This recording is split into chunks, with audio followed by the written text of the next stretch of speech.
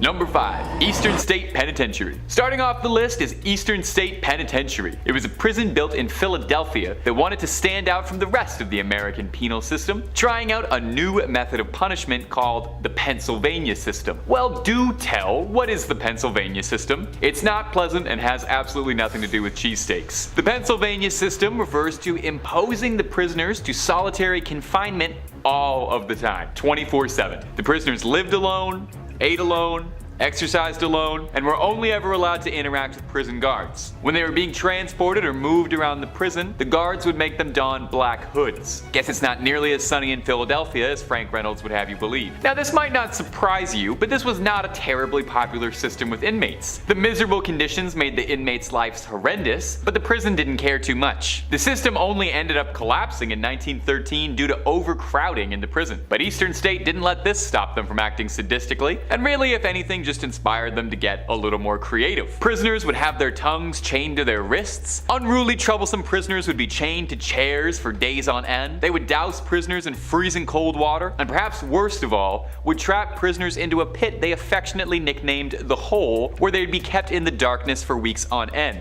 I'm really not sure if that's any better than the original system. In 1970, after decades of terrorizing its inmates, Eastern State let the last of its inmates free and closed the gates permanently, only to crack them back open a little bit as a tourist location, reopening its walls as a haunted attraction. Due to its horrific history and ominous atmosphere, the prison was rebranded as a haunt, with legends saying that you'll hear all kinds of disembodied laughter, screaming and crying, ghostly figures, shadows moving across the wall, and unexplained footsteps. And if you're looking for more scary stories about prisons or really about anything, then you're at exactly the right place. Stay subscribed to Top 5 Scary for more new scary videos every day. Number 4.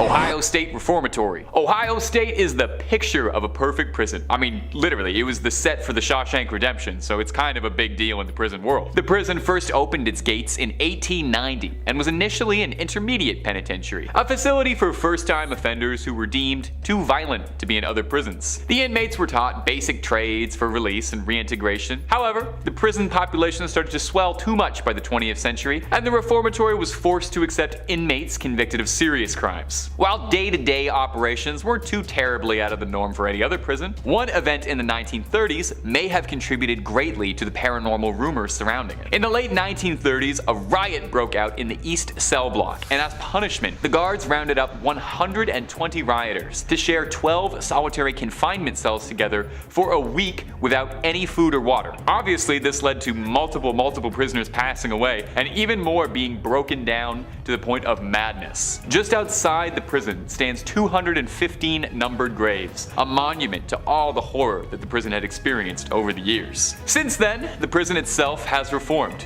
rehabilitating itself much like Eastern State as a haunted house. Visitors and tour guides who walk through Ohio State report feeling inexplicable chills while walking through the prison's walls. Witnesses say they hear cell doors slam and see dark figures. Those brave enough are welcome to take the prison's tour and attempt to track down spirits of their own, or if you're feeling particularly festive for the Halloween season, you can try the Haunted Prison Experience, a guided tour replete with animatronics and actors for that haunted house feel. Number 3. Missouri State Penitentiary. Once dubbed the bloodiest 47 acres in America, it is no surprise at all that Missouri State Pen is home to all kinds of rumors to be haunted by the souls of its former inmates. The prison was nicknamed The Walls, and shortly after its construction was already home to 2,000 inmates, doubling that size in the progressing years. The prison was home to several riots and escape attempts, with the most infamous attempt occurring in 1954, when some 2,500 inmates participated in a massive day-long riot. 4 buildings burned and the National Guard was called in. Shockingly, out of this, only 4 inmates were fatally injured during this event, and none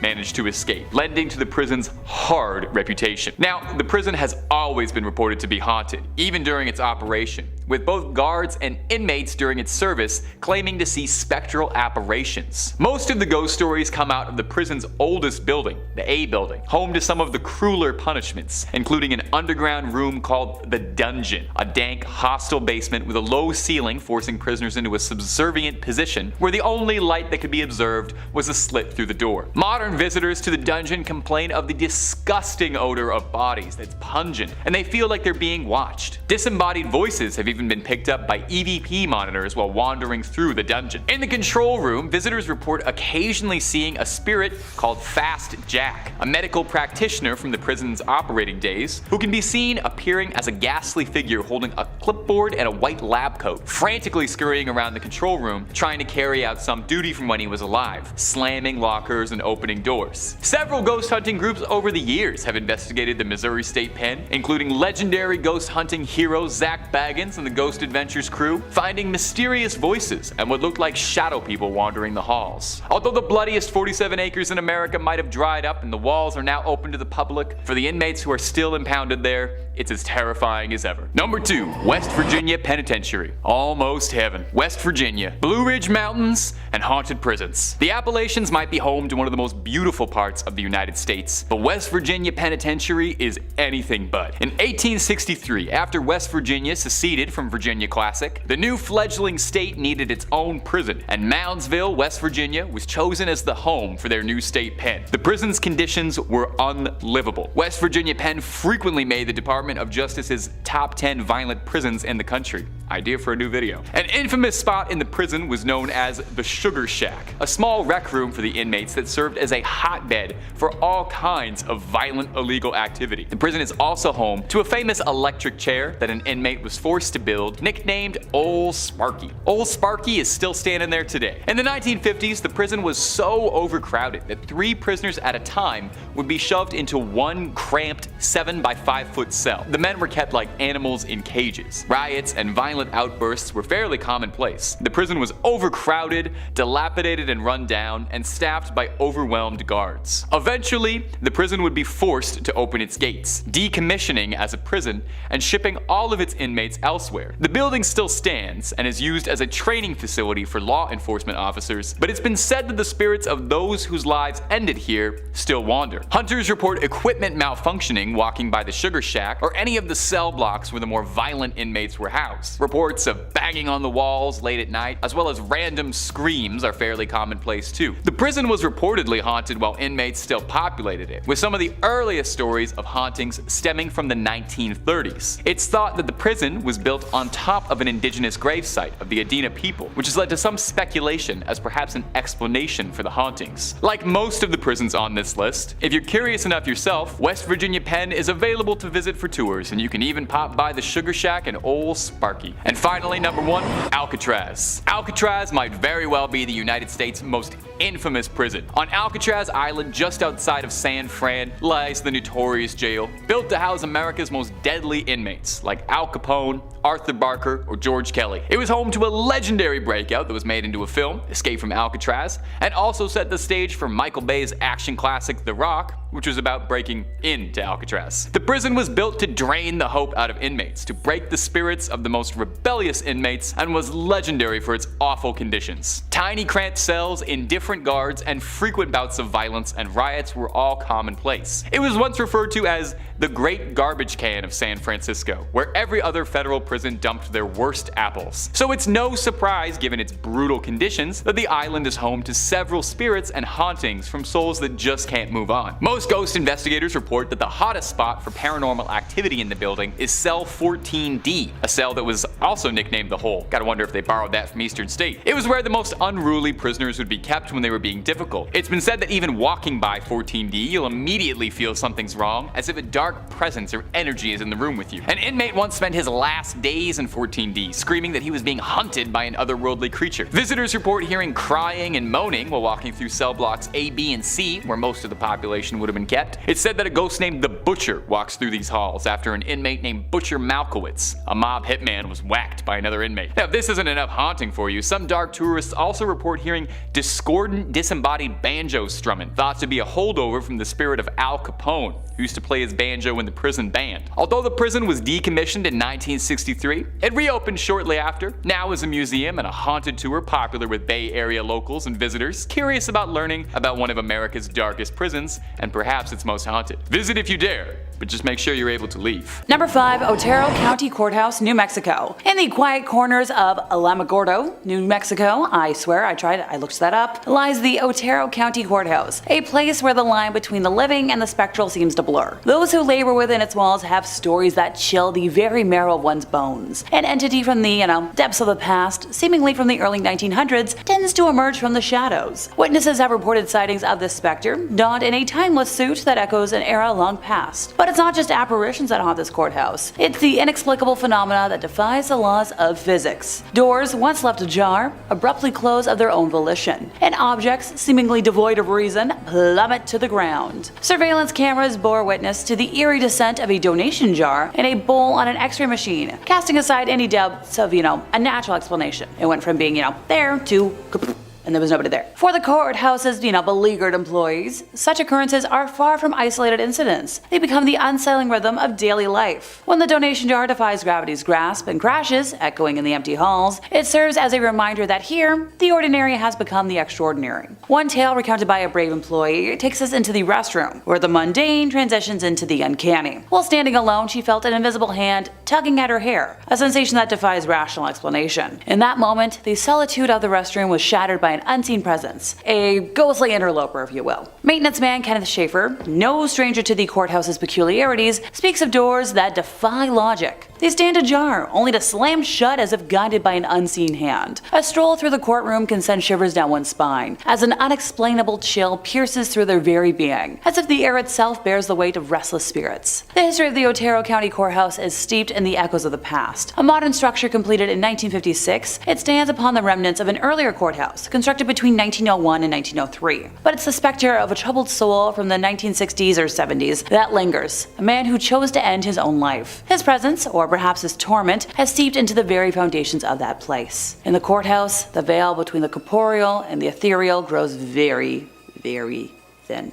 Number 4. Monroe County Courthouse in Arkansas. The Monroe County Courthouse, a seemingly innocuous edifice, conceals a sinister past that continues to haunt its halls to this day. In the year 1898, the courthouse bore witness to a gruesome racial killing that birthed the malevolent spirits that now reside within. Ghost Eyes, the, harbinger of the eerie, divulges stories of mournful cries emanating from its basement, serving as a chilling reminder of that fateful day. What transpired here was a harrowing sequence of events that shook the very foundation of this community. The roots of this macabre tale stretch back to the troubled household of John and Mabel Orr, where domestic discord festered like a dark omen. John, an actor by profession, was rumored to have subjected his wife Mabel to unspeakable cruelty, igniting violent clashes that punctuated their marriage. However, on that fateful August 5th, fate would deliver a gruesome twist. An unknown assailant shattered the, tranquility of their home, taking John's life in a horrifying manner through the kitchen window. Rumors swirled like malevolent spirits, suggesting Mabel's complicity in her husband's demise, intertwined with the ominous presence of voodoo. As the shadows deepened, Mabel's fate took a sinister turn. Mabel, ensnared by the tendrils of guilt and despair, chose to end her own life, poisoning herself in the bleak confines of the courthouse's basement jail. But the horrors were far from over. 4 servants of the Orr family, Mance Castle, Will Sanders, Rilla Weaver,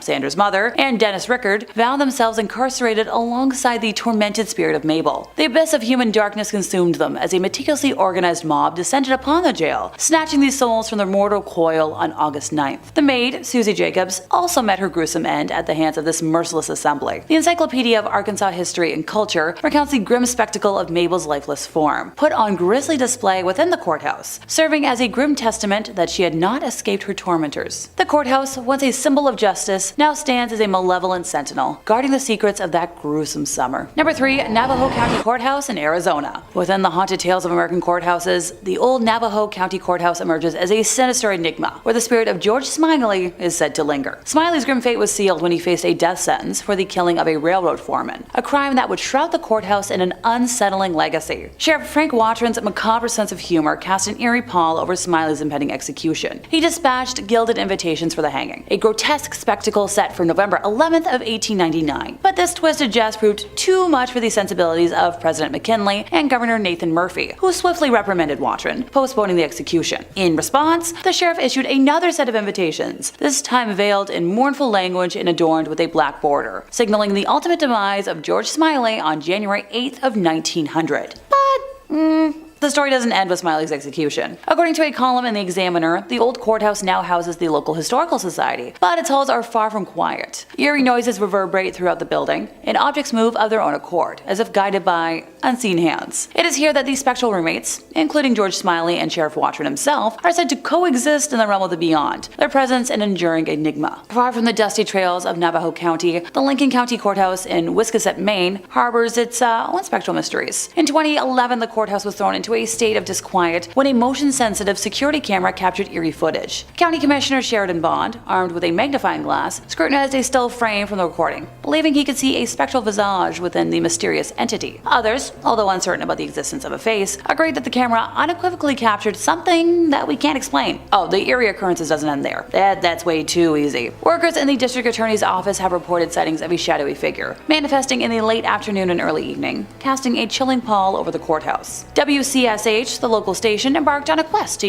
unveil the identity of the entity haunting the courthouse. However, their efforts yielded no definitive answers. The enigma persists, shrouded in the mists of time and history. The courthouse itself, with its origins dating back to 1824, has borne witness to a multitude of souls, some incarcerated, others executed, their stories etched into the very walls of the building. Number 2, Dacia County Courthouse in Arkansas. So, nestled in the heart of Arkansas City, this courthouse holds a spectral secret that has intrigued ghost hunters and courthouse workers alike. Here, the haunting presence of a ghost known as Willard weaves its haunting tapestry throughout the building, defying the bounds of human logic. Local legend intertwines with the supernatural in a tale that centers around the courthouse's clock tower. An unsettling belief holds that the clock, perched high in its tower, has been cursed since the turn of the 20th century. The curse, it is said, was cast by a condemned man who met his grisly end on the courthouse lawn. The alleged arson of a string of hotels, a charge he vehemently denied. In a curious twist, County Judge Mark McElroy once made a campaign promise to mend the clock, as reported by, the local Gazette. However, the appointed clock technician, tasked with repairing the timepiece, dispelled the supernatural aura surrounding it. In his words, back in the old days, they probably did hang somebody out there on the front of the courthouse, or on the steps of the courthouse, or up in the tower of the courthouse, or whatever. I don't dispute that one bit, and the guy may have cursed them on the clock, but that's not the problem with the clock. It's just an old clock, and it needs tender loving care. All of them are that way. Alright, pal. The cryptic saga of the county courthouse embodies the confluence of folklore, history, and the supernatural. Willard's ghostly presence lingers, a reminder that even in the realm of the mundane, the boundaries between fact and legend can blur. Whether it's a cursed clock or the echoes of a tragic past, the courthouse stands as a testament to the enduring mysteries that shroud these haunted halls. Number 1, Mitchell Courthouse in Baltimore. In the corridors of the Clarence M. Mitchell Jr. Courthouse, nestled in Baltimore, Maryland, a spectral presence is said to romance, a spectral presence is said to roam an apparition of historical significance. Supreme Court Justice Roger B. Taney,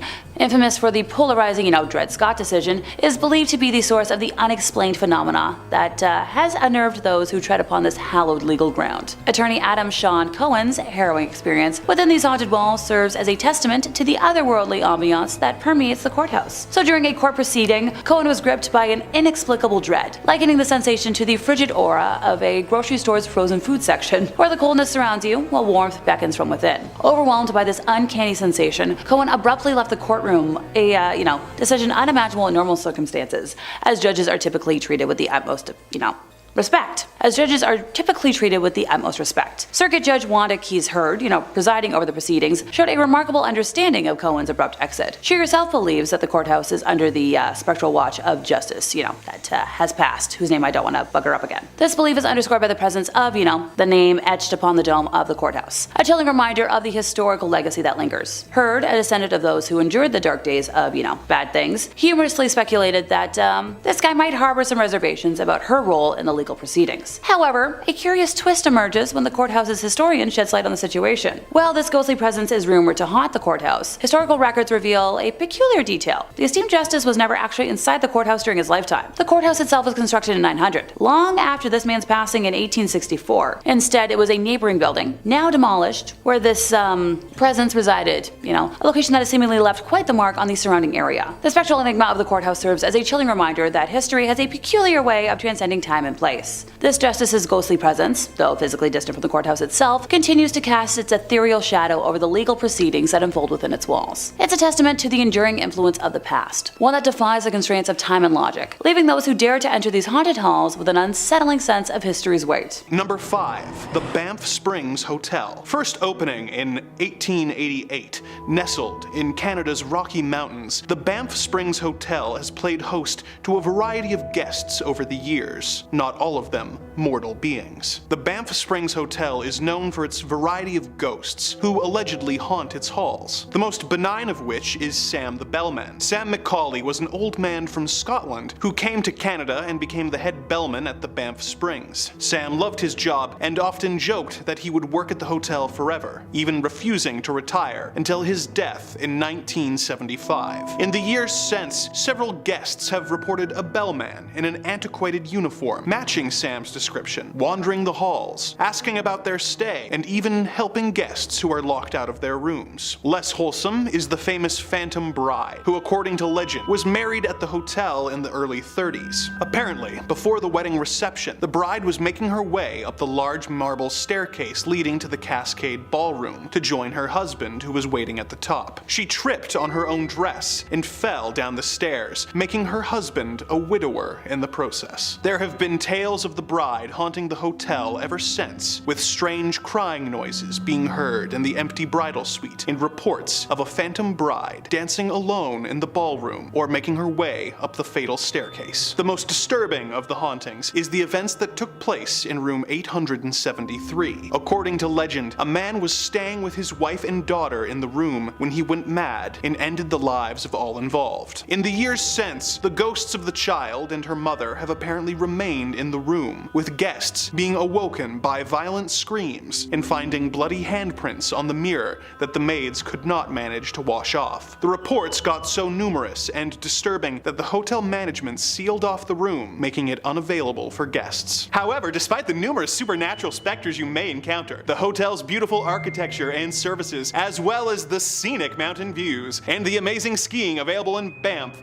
will make you never want to leave. Number 4. The Omni Mount Washington Hotel. Located in Bretton Woods, New Hampshire, the Mount Washington Hotel was built in 1902 by Joseph Stickney. Sadly, soon after the hotel was built, Joseph passed away, being survived by his wife, Carolyn. Carolyn eventually remarried to a French prince, but the newly minted princess continued to spend her summers at the luxurious hotel, always staying in her personal suite, room 314. In the years since Princess Carolyn's death, there have been several reported instances from guests and staff alike about seeing the princess sitting at the foot of the bed. The following story from one of the former employees is particularly chilling. In 1997, I was working as a housekeeper and had to clean room number 314, the princess's room. I went to service the room that newlyweds were staying in, and I knocked on the door and there was no answer. I opened the door, went in, and there was a little girl sleeping on the bed. Immediately, I went to the hallway to see my inspector and told her I couldn't clean the room because a little girl was sleeping. She said that was odd because the guests were newlyweds and nobody else was registered. She asked me to leave a note that I was coming back in an hour to service the room. I went back in the room to leave the note by the table. I walked in the room quietly to not wake the little girl up. When I looked at the bed, instead of a little girl, there was a woman staring right at me with the most scary smile on her face. She had black hair and was wearing a white dress. I got chills down my spine and I just stood there, frozen. She sat on the bed and kept staring at me. I ran out of the room and told my friend, who was also a housekeeper. We both went back in the room and there was no one there. I still have a hard time remembering that incident, and I get chills every time I speak about it. I have many friends that have worked there, and I heard a lot of scary things that happened. Oh, the day before this happened, my friend and I took pictures of ourselves on the princess's bed. Everybody tells me that I made her upset by doing that. There have also been tales of other areas of the hotel playing host to paranormal activity, such as this story of the ballroom. As I walked into the ballroom late one evening on a night where there was no performers, I heard the faint sounds of an orchestra playing. I thought a rehearsal was going on, and I went to see who it was. There was no one there. No one. As I walked away from the side of the stage, the lights suddenly went out,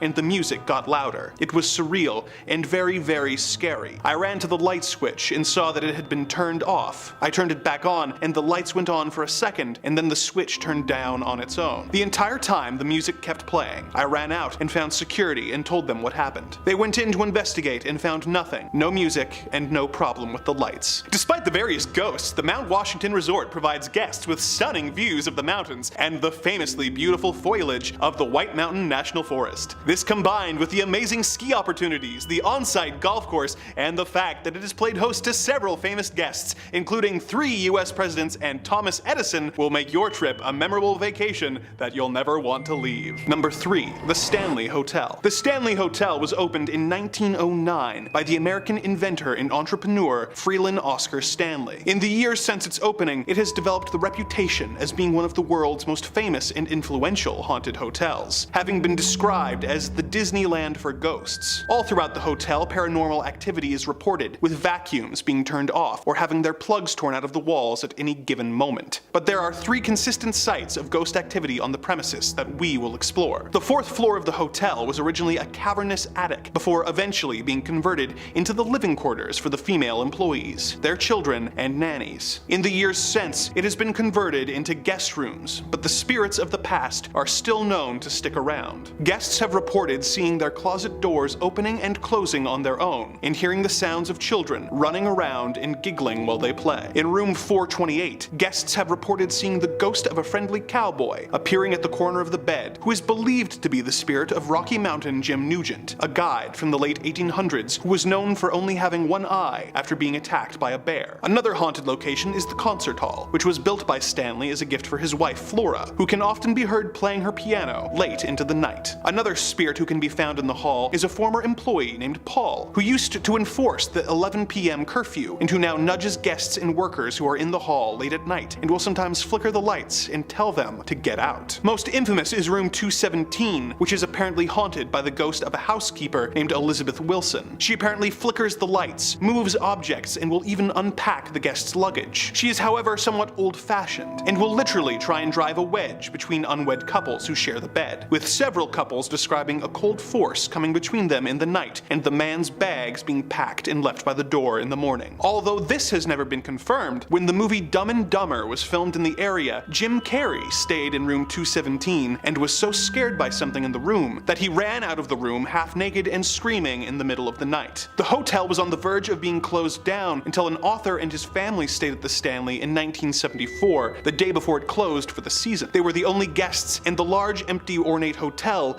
left them feeling extremely uneasy. When the author and his wife stayed in room 217 that night, he had a vivid nightmare about his son being attacked in the hallways, and when Stephen King awoke, he had the idea for his best-selling novel, The Shining. In the years since the novel's publication and the release of the film adaptation by Stanley Kubrick, the Stanley Hotel has embraced its spooky reputation, offering ghost tours, having a television channel that plays the film on a loop, available for guests, and even constructing an elaborate hedge maze in order to make the hotel more like the fictional Overlook Hotel it inspired. The Stanley Hotel is a must-visit site for paranormal and horror fans that they'll never want to leave. And if they get lost in the hedge maze, they never will. Number 2. Ruan Castle. The Ruan Castle in North Wales was built in the early 1200s by Edward I to replace the wooden fortress that stood in its place before, as a gift to the king's loyal allies, eventually ending up in the hands of Reginald de Grey as a reward for helping Edward assemble the finest army in the world. The modern castle was built within the original castle's ruins in 1826,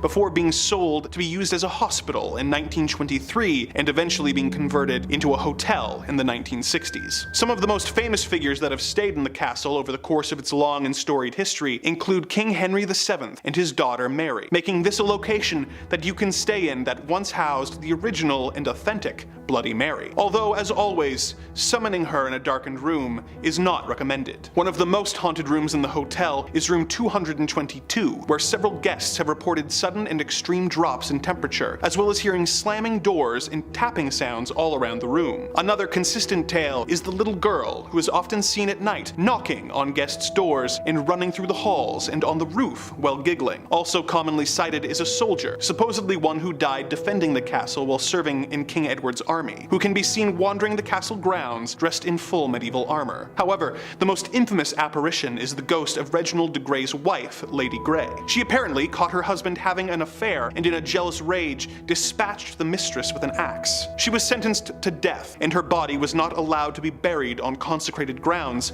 and was instead buried outside the castle walls. Perhaps due to not being able to receive a proper burial, many guests and employees have reported seeing Lady Grey wandering the castle grounds, as well as the rooms on the upper floor and in the banquet hall, still carrying her axe. Despite its creepy history, this hotel is known for treating its guests like royalty, providing them with a variety of different rooms at different price points and having a world-class spa, as well as the ability to participate in a medieval banquet and tours of the grounds, the dungeons, the drowning pool, and the whipping pit, making this one castle you won't mind being laid siege in. Number 1. The Emily Morgan Hotel. Located in the American city of San Antonio, Texas, this Gothic-style building, built in 1924, was originally a medical center with its own hospital, morgue, crematorium, and psych ward. It operated in this capacity until it closed in 1976 and was eventually converted and reopened as a hotel in 1984. Although no longer a hospital, some guests have reported hearing hospital carts being wheeled up and down the halls and smelling the distinct smell of antiseptic on the 14th floor. On the 7th floor, where the psych ward operated, there are reports of a ghost bride who is known to wander the halls and wake guests with terrifying screams. In the basement, which used to house the crematorium, employees report the smell of burning flesh and the apparition of glowing floating orbs,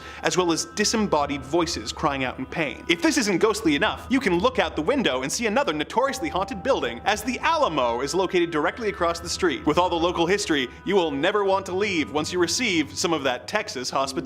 Staying the night in a haunted hotel sounds like a stressful experience, but it still sounds preferable to staying at the Econo Lodge Motel. Number 5. The John Zapps Museum. For someone like John Zapps, opening a haunted museum was always in the cards. It was practically destiny. Few people can claim to come from a legacy of haunted museums, but Zapps can, since he's the nephew of Ed and Lorraine Warren, America's most famous and oftentimes controversial demonologists. Growing up with a large fondness for his aunt and uncle's work, Zapps developed a love of the paranormal from an early age and saw fit to try and carry on his relatives' work after their passing, opening his own collection of haunted relics the same way that the Warrens did. And what a collection of weird relics Zapps has picked up. I'll shout out a couple of the cooler ones. The highlight for me has got to be this sword that was used to conjure black magic, and the sword is in like all of the promotional imagery, so it's gotta be pretty good. Check out this photo of Zapps where he looks like a dark wizard who's also a fantasy author. Among the blade are things like a cast iron skull that was used in occult rituals, plenty of haunted dolls and idols, an ornate elk skull thought to be used in something evil, and loads more. Zapps does point out on the website, in the frequently asked questions section, not to worry too much about being exposed to this stuff, as everything that's brought into the collection is blessed before taking residence. Although they do make a small warning on the website that there is a teeny tiny small chance that any residual evil might attach to you in the museum. So, I don't know, make sure to wash your hands with hand sanitizer or holy water on the way out. I can't not include this, by the way, but the website also states that if Zapps believes personally that any of the items in the museum have become too evil or too haunted to remain safe for public display, he throws it into an unspecified body of water. So if you're looking to start a collection of slightly used haunted relics on the cheap, I'd just check out the surrounding bodies of water to the museum. Now unfortunately, John Zapps' museum is currently closed. Hey, this list was about ones that had to be abandoned, right?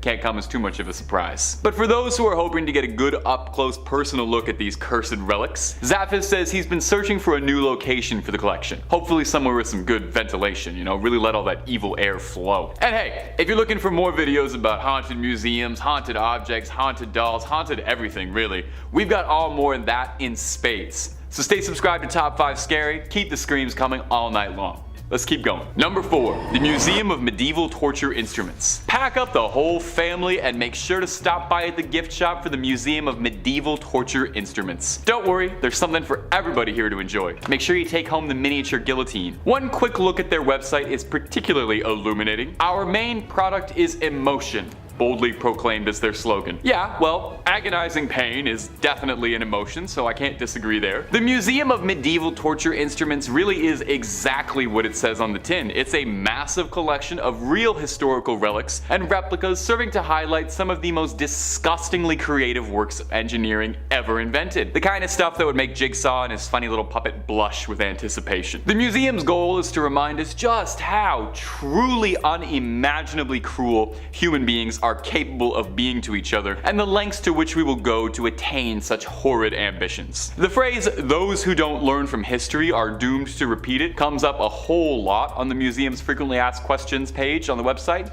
which is good. So come, learn a bit from such classics like the Rack or the Brazen Bull, so you don't accidentally end up repeating those. I don't think I can even possibly describe what either of those horrifying things do without getting this channel permanently flagged. So if you're curious, maybe take the worst Google trip of your life, or go up and visit the Museum of Medieval Torture Instruments. They've got locations all over the states for your pleasure, and there's even one in Europe, but I'm pretty sure that's a different one. The one I'm talking about right now is the American one. The one in Chicago even offers a ghost hunting tour, as some guests believe there are residual spirits tied to some of the more grisly equipment kept in the dungeons. Guests are invited to spend the night on their own accord or with the safety of a tour guide to try and uncover any of the spirits that are said to be still living there, including an old executioner named Thomas who loves his work so much he just never left. Sheesh. Nearly 1,000 years and he still doesn't take a day off. Some people just love to have their nose to the grindstone, or to forcefully shove someone else's face into the grindstone, to each their own. Number 3, the Panang War Museum. I think it's a very good sign that your museum is a friendly, welcoming place. If you Google it and the first results are an article called The Horrors on Ghost Hill, and a listing for an IMDb episode for a series called I Wouldn't Go There, featuring your museum. It's either really hurting or really helping the tourism there. Well, if those warning signs weren't enough to deter you, enter the Panang War Museum, my little ghouls and goblins. It's been described as one of the most haunted spots in Asia, flat out. The Panang Museum is built atop the grave of an old army fort built by the British in the 1930s, but was taken control by the Japanese in the late 30s in World War II, and used to house prisoners for as long as the prisoners lived, which was usually not very long, if the site of the guillotine is anything to go by. After the end of the Second World War, the place had become totally abandoned, until it was retrofitted to become a museum, and serve as a reminder of the grim reality of war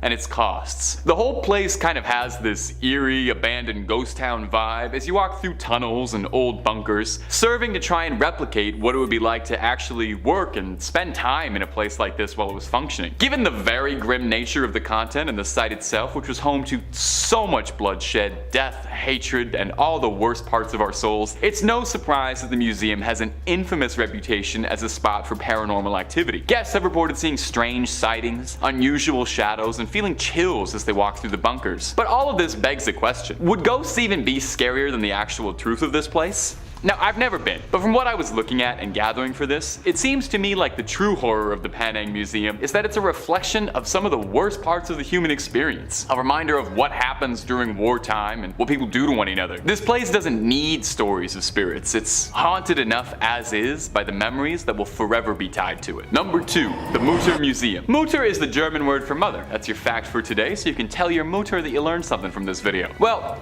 this isn't a museum for moms or about moms, although they're more than welcome to come. The Mutter Museum in Philadelphia isn't quite like the other museums on this list. It's not particularly known for being paranormal or haunted, but rather it's a collection of medical oddities and curios all arranged behind cabinets in a very clean, professional manner. It's not known for vengeful spirits or anything walking the halls, but rather just home to an incredible amount of very creepy things in jars. Every picture of the place looks like something out of a mad scientist's lab, a background of a B horror movie set, that one weird place in that one Harry Potter movie, maybe I'm remembering that wrong. Amputated limbs float in jars next to organs, fetuses from all sorts of animals you can imagine, and more bones than you could possibly shake a femur at. They got skulls of all kinds. They got skulls for days. They got an entire wall dedicated solely to the skulls of criminals, and all sorts of broken skulls in disarray, eaten by tumors or other lovely diseases. If you're looking for skulls, they have got skulls. They've got a collection of famous remnants, Albert Einstein's brain, if you want to see if some of that rubs off on you, Grover Cleveland's famous tumor. Well, we all love Grover Cleveland's tumor. Pack the whole car up. Let's go see that. You know,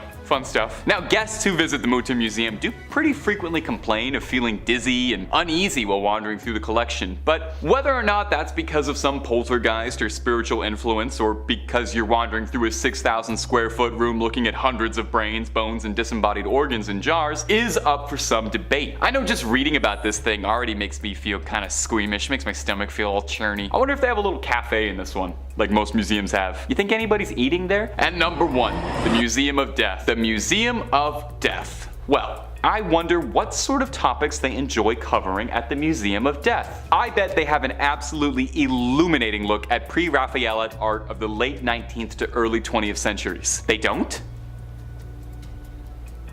What? No, at the Museum of Death, opened in Hollywood in 1995, which was opened by a married couple with the intention to make people happy to be alive. Whew. How do they accomplish this? Do they show you pictures of whiskers on kittens and raindrops on roses? No, of course not. It's a collection of everything to do with death. Bones, skulls, coffins, ancient mortician's tools, executioner's equipment, and a whole lot more. Amusingly, the owners have said their goal is not to scare anyone with this museum. That's not what their museum is about. Now sure, they play videos of autopsies and they have footage and imagery from incredibly grisly and stomach-churning real-life true crime cases like artifacts from Charles Manson's family or some of Jeffrey Dahmer's personal effects, but they don't want to scare you. The museum is there to show death in its brutal, unedited honesty. The owners themselves describe it as a commemoration of life. And I gotta be honest, I'm making it sound worse than it is, but it definitely does sound interesting. And the grimmest parts of me are definitely more than a little curious to check it out in that morbid sort of way, because it sounds cool. Probably a great date spot to take a goth girl, I bet. The museum does kind of embrace its sort of twisted reputation and really runs with it. It hosts Black Dahlia costume contests where guests are judged on who's got the best post-mortem Black Dahlia costume, which is something. It's not thought to be as haunted as some of the other places on this list, but it does really bring out some visceral reactions in people. Apparently, it's not too uncommon for guests to demand to leave early or to outright faint while walking through the museum. The owners refer to these cases as falling down ovations, which is a very funny turn of a phrase. Now sadly, if you're listening to all of this and you're already pre-buying tickets for your next trip to LA, sadly, the museum is currently closed down. They are reopening though. They've also got a museum in New Orleans, since their collection of macabre knickknacks is so large it couldn't be contained to just one spot. When it reopens, I recommend you get out as soon as you can. It's a once-in-a-lifetime experience.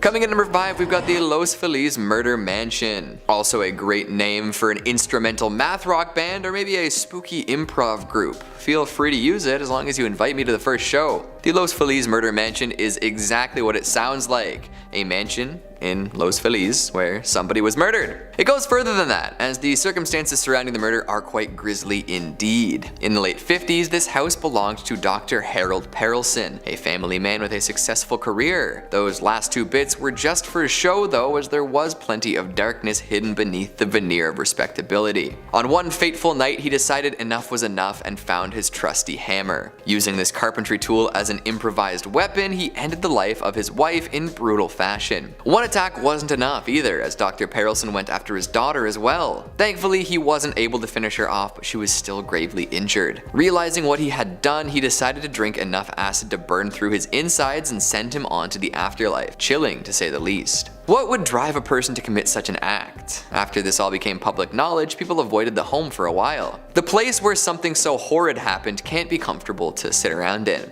However, after a while, a family bought up the property and used it largely for storage. That's probably a safer bet than actually living there, eh? In 2016, the place was cleared out and most of the remaining stuff was auctioned off. Then it sold in 2019 and someone new moved in. Maybe time did a nice revision and people forgot what had happened there. Although it doesn't seem as though the ghosts are very violent or surly. No, the hauntings here largely consist of things being moved around without anyone present. And speaking of present, there have also been reports of unexplainable Christmas gifts appearing around the house. Maybe these ghosts feel bad for how things went down and have decided to live a lovely family life once more. Interesting. Coming in at number 4, we've got the Marr residence. The older a building is, the more likely it is to be haunted, yeah? Can we accept that as a fact of life? Good, good. So it should stand to reason that the Marr residence, located in Saskatoon, is probably bursting at the seams with phantoms. This house was actually built way before the city even incorporated and is the longest standing building in the area. Of course it would accumulate some ghosts over the years. The main way folks might have ended up tethered to this home in the afterlife is through its use as a field hospital in 1885. Hospitals often find themselves creating many ghosts, as folks who suffer for extended periods of time or go before they're ready tend to stick around afterwards. The Marr residence also has a long history of different folks deciding to live there for a while, so any number of tenants may be haunting the halls. One ghost in particular causes a whole lot of issues. Appearing as an elderly, angry man, the phantom flies around, tormenting any woman who enter the house. Some things never change, eh? No matter what era you pull an angry dude from, he'll always find a way to harass some woman he doesn't know. Classic. So if you're really freaked out, don't worry. The Marr residence actually offers a virtual tour on the website, meaning you can shuffle around this creaky home without having to put yourself in the way of any spectral presences. They've also made an attempt to connect with all the cool youths out there by starting up a TikTok account. I can't vouch for its efficacy, but at least they're trying. Ghost stories in real life just don't have the same pull as online ones anymore. Interestingly enough, it seems to be a popular destination for weddings too, so if you really want, you can book your next event at the Marr residence. There might be more than one lady in white though, and nobody can really get mad at ghosts for upstaging a bride. Coming in at number 3, we've got the Morgan House. Another tale of familial terror, this house is situated in Kalimpong, India. A husband-wife duo moved in, sharing the last name Morgan. Of course, that's where this house got its famous name. At first, all seemed well with this young couple. They kept up appearances, went about their daily chores, and ensured that all looked well. However, they were hiding a dark secret. Mr. Morgan supposedly tortured his wife behind closed doors, beating her and performing terrible acts. She had no way to leave him, so all she could do was endure. As time went on, the torture got worse, and Miss Morgan was desperate for a way out. She stopped seeing friends, ceased leaving the house, and eventually became a total shut-in. And after all that, it was too much. She took her own life, leaving Mr. Morgan to abandon the property. For decades, the house was left in this state, empty, dusty, and home to a ghost. But eventually, the Indian government stepped in and revitalized the structure, making it into a boutique hotel. The ghost story doesn't end there though. Guests at this hotel often hear the clicking of high heels and the sobbing of a woman in distress. Those who know the story of the Morgans understand that this is a sign that Miss Morgan is near, even all these years later. Coming in at number 2, we've got Casa de la Poesia, or the House of Poetry.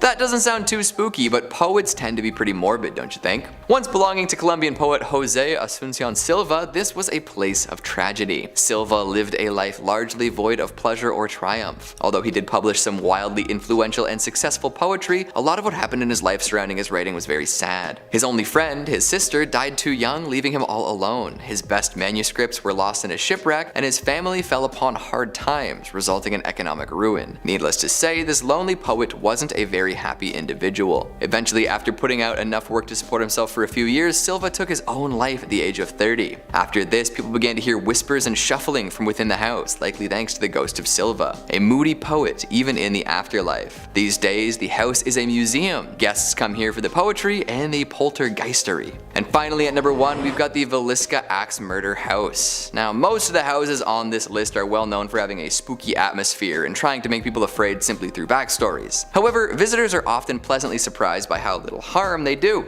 Ghosts have a tough time actually hurting folks after all. The Velisa Axe Murder House has spooky legends and horrifying repercussions in spades. Made famous for a gruesome string of murders back in the early 20th century, folks have always been a little afraid of this shack. No running water, no power, no hope. After the young family was famously murdered and no explanation was discovered, rumors of ghosts and ghouls proliferated. Even today, most paranormal enthusiasts don't seem to want to actually spend a night. In fact, one investigator did in 2014 and did his best to find out what he could. In the end, he only ended up with a self-inflicted stab wound. So be careful when dealing with this fascinating old home. Who knows what you might see, hear, or think. In at number 5, we have Batow Village in New Jersey. Located in New Jersey, Batow Village is a historic community centered around the Batow Iron Works. The site was ideal for ironwork because there was water for mills, abundant wood for charcoal, and naturally occurring bog iron. The well-preserved and lovingly restored village dates back to 1766. As the operation of ironwork grew, so did the village. There were mills, cottages, and over 3 dozen structures and buildings still remain, many from the early 1800s. But by mid-1800s, iron production declined due to the discovery of coal ore. As the need for iron declined, then glassmaking was pursued by the town, but at that point the population already started to dwindle. When Joseph Wharton purchased the property, he primarily focused on forestry and agricultural endeavors. After Joseph Wharton passed in 1909, the property was managed by a trust. The state of New Jersey began buying the land in the 1950s. The last resident to leave the town left in 1936, but not before strange disappearances occurred. According to local legend and a bunch of conspiracy theorists, Ong's Hat offers a portal to a different dimension. In the 1970s, a few professors from Princeton fled there after being mocked by their quantum physics theories. This was when they claimed to have discovered interdimensional travel. According to other local legends, the devil is the 13th born son of the Leeds, the first inhabitants of New Jersey. Mother Leeds gave birth to a healthy baby, who within minutes transformed into this beast. This old ghost town is said to be a hotspot for the Jersey Devil activity, and in the last 50 years there have been numerous reports and encounters with the beast in this area. Some of these encounters include strange tracks along with hearing screams just outside of the village. One sighting of the Jersey Devil comes from a group that saw the creatures crossing the street in front of them. them. When visiting the village, some say you can feel his presence as if he's walking right behind you. In at number 4 we have Bodie, California. Located up in the Bodie Hills in Monroe County, California, near Yosemite, in 1859 4 miners found a good place to look for gold in the hills near the California-Nevada border. Bodie died in a blizzard not long after, but a small mining town sprung up at their camp. The town was home to 10,000 people. Bodie was a mining camp in 1859 where people had seen gold in its hills. Eventually it turned into a well-populated town, though like most mining towns it saw its peaks, its losses, and then its decline. Fast forward to 1962 and the town would be fully abandoned. Although it already showed signs of decline with dwindling numbers at the start of the 20th century, a series of fires forced the last remaining residents to flee the town, leaving it almost exactly as it was in the early 1900s. With the dinner tables still set, shops are still stocked with supplies, and restaurants are still poised to serve long-forgotten meals. Today, the 110 silent buildings sit spaced out for traffic and people that aren't there. Buildings such as a barbershop, a church, a mill, a morgue, and a leaning hotel are held up by a beam and have been left untouched for 100 years. Though it has been left abandoned for years, some of the buildings are in a crumbling state of decay, while others stand strong, full of their original items but long devoid of their owners. There were also 60 saloons and thus a fair amount of danger. People were robbed and crimes occurred quite often, though the curse of Bodie has nothing to do with the fires or the shootings. It started because people started taking artifacts from abandoned buildings. They take weather-worn shoes or pieces of glass from shattered windows. Somebody once ran off with a piano. Those items may seem like they have no value, but all objects carry equal significance in telling the story of Bodie. Thus the curse of Bodie emerged: if you take something from Bodie, bad luck will come around to get you. Because of the rumor spreading of a curse, people who stole items would send them back, often including heartfelt apology letters, explaining that they didn't expect their fish to pass or their romantic life to fail from stealing from Bodie. In at number 3 we have Telinga in Texas. The town of Telinga, Texas was once a bustling mining town full of life, wealth, and promise. Today it's a ghost town with abandoned mine shafts, a general store, an old jail, a church, and multiple ghost houses. Telinga became of interest to local miners in the late 1800s when they discovered cinnabar, a red mercury sulfide. A man by the name of Jack Dawson discovered that mercury could be extracted from the cinnabar, and by 1900 there were 4 mining companies in the area with a population of over 2,000 people. The Chisos Mining Company owned the entire town of Telinga, and at one point they built a general store, a post office, a hotel, a school, a theatre, and even a telephone service. Though conditions in the mine were tough, with the 7-day work week being the standard, working long days in the desert heat led many miners to lose their lives in the mines. To make matters worse, the Chisos Mining Company even paid their workers in coupons, which could only be spent at the company-owned store. The decline started once the mines dried up. Companies left and the people left with them. One of the scariest parts of the town is the church, which sits on the hill above the ghost town. One quote says, "As we approached the church, the door opened all by itself. Inside the church, visitors report an eerie feeling when entering the church. Moreover, several others report experiencing blackouts, blurred vision, and even hallucinations while exploring the abandoned town." Researchers theorize that this is due to low-frequency sound waves in the area that are able to alter people's perceptions of the things around them, and as well as disorient them. In at number 2 we have Llo Colorado. Located about 12 miles north of Trinidad, Llo Colorado is a ghost town known for an infamous event in 1914. A former mining camp, it was the location of the Llo Massacre. Beginning in 1910, the resident coal miners grew unhappy over their dangerous working conditions and began to debate a strike. By 1913, a strike had begun, much to the dismay of owner John B. Rockefeller. On April 20th, 1914, there was a massacre in Llo, where the Colorado National Guard and Colorado Fuel and Iron Company guards attacked miners, burning their tents to the ground. Known as the Llo Massacre, 25 people lost their lives. The massacre was the height of the Colorado Coalfield War, which began a year earlier in 1913. 2 coal mining counties, Las Animas and Huerfano, were the centers of the conflict. The United Mine Workers of America led the strike against the Colorado Fuel and Iron, owned by Rockefeller. They were upset over the horrible working conditions. Both parties led attacks back and forth over the years. Today, the old company town of Llo still stands as a ghost town, and the site of the tent city is also kept reserved, now under the care of the United Mine Workers of America. A monument to the deceased was also built by the Union at the site. In addition, the cellar where so many innocents perished is still in place. The doorway can still be seen and the dark depths of the pit can still be viewed. Though this isn't recommended, as many people who visit the abandoned ghost town report a strange feeling when looking through the doorway, and even worse, possible whispers around them with an unexplainable source. And finally, in at number 1 we have Helltown, Ohio. The abandoned town known as Helltown can be found in the Cuyahoga Valley in Ohio. Thus it's an eerie deserted town known by locals to be haunted. No people live in the area anymore, though there are still remnants of the lives of former residents left behind. The whole town is surrounded by hazardous roads that seemingly lead to nowhere. Locals believe this was done to confuse any wandering explorers. But the Helltown Church seems to have inspired the town's ominous name. The tiny white church is in the center of Helltown and is central to all local theories. Some say the church was a place of worship for practicing Satanists who still lurk around the closed-off roads, hoping to recruit unwelcome visitors. Others believe the town was evacuated after a chemical spill that resulted in bizarre mutations of the residents and animal population. The legend of the Peninsula Python stems from this theory. There even sits an abandoned school bus in the town with legends of its own. The story goes that the bus was carrying a group of high school students who were going to one of the ski resorts near Boston when an elderly woman flagged down the bus. She was in a panic state and explained that there was a young boy in her house who was seriously hurt. The bus driver, in an attempt to help, turned down her driveway and drove into the woods hoping to help the boy. When the bus approached the house, Satan worshippers swarmed it and sacrificed all those on board. The bus sat back there for over 30 years, standing as a warning to all who decide to venture into Helltown. A local paranormal investigator set out to research the abandoned town, and to his surprise, what he discovered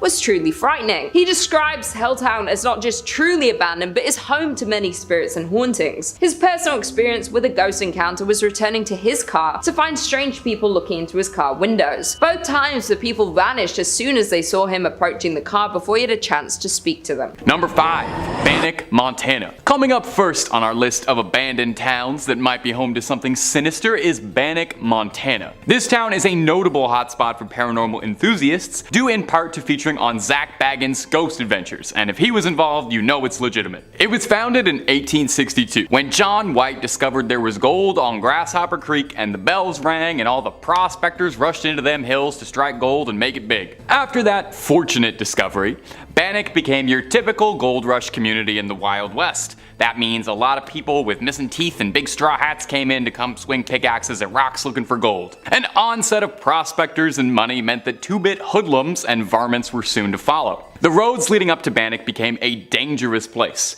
where holdups, robberies, and all kinds of high noon trouble became common. It became infamous as one of the most dangerous parts of Montana. The route leading into it had more robberies than any other stagecoach route in the country at the time. And the wildest thing about this already pretty Wild West tale is that the leader of the outlaws that had been raiding the stagecoaches on Banic was Banic's own sheriff. That is incredible. That's an M. Night Shyamalan twist.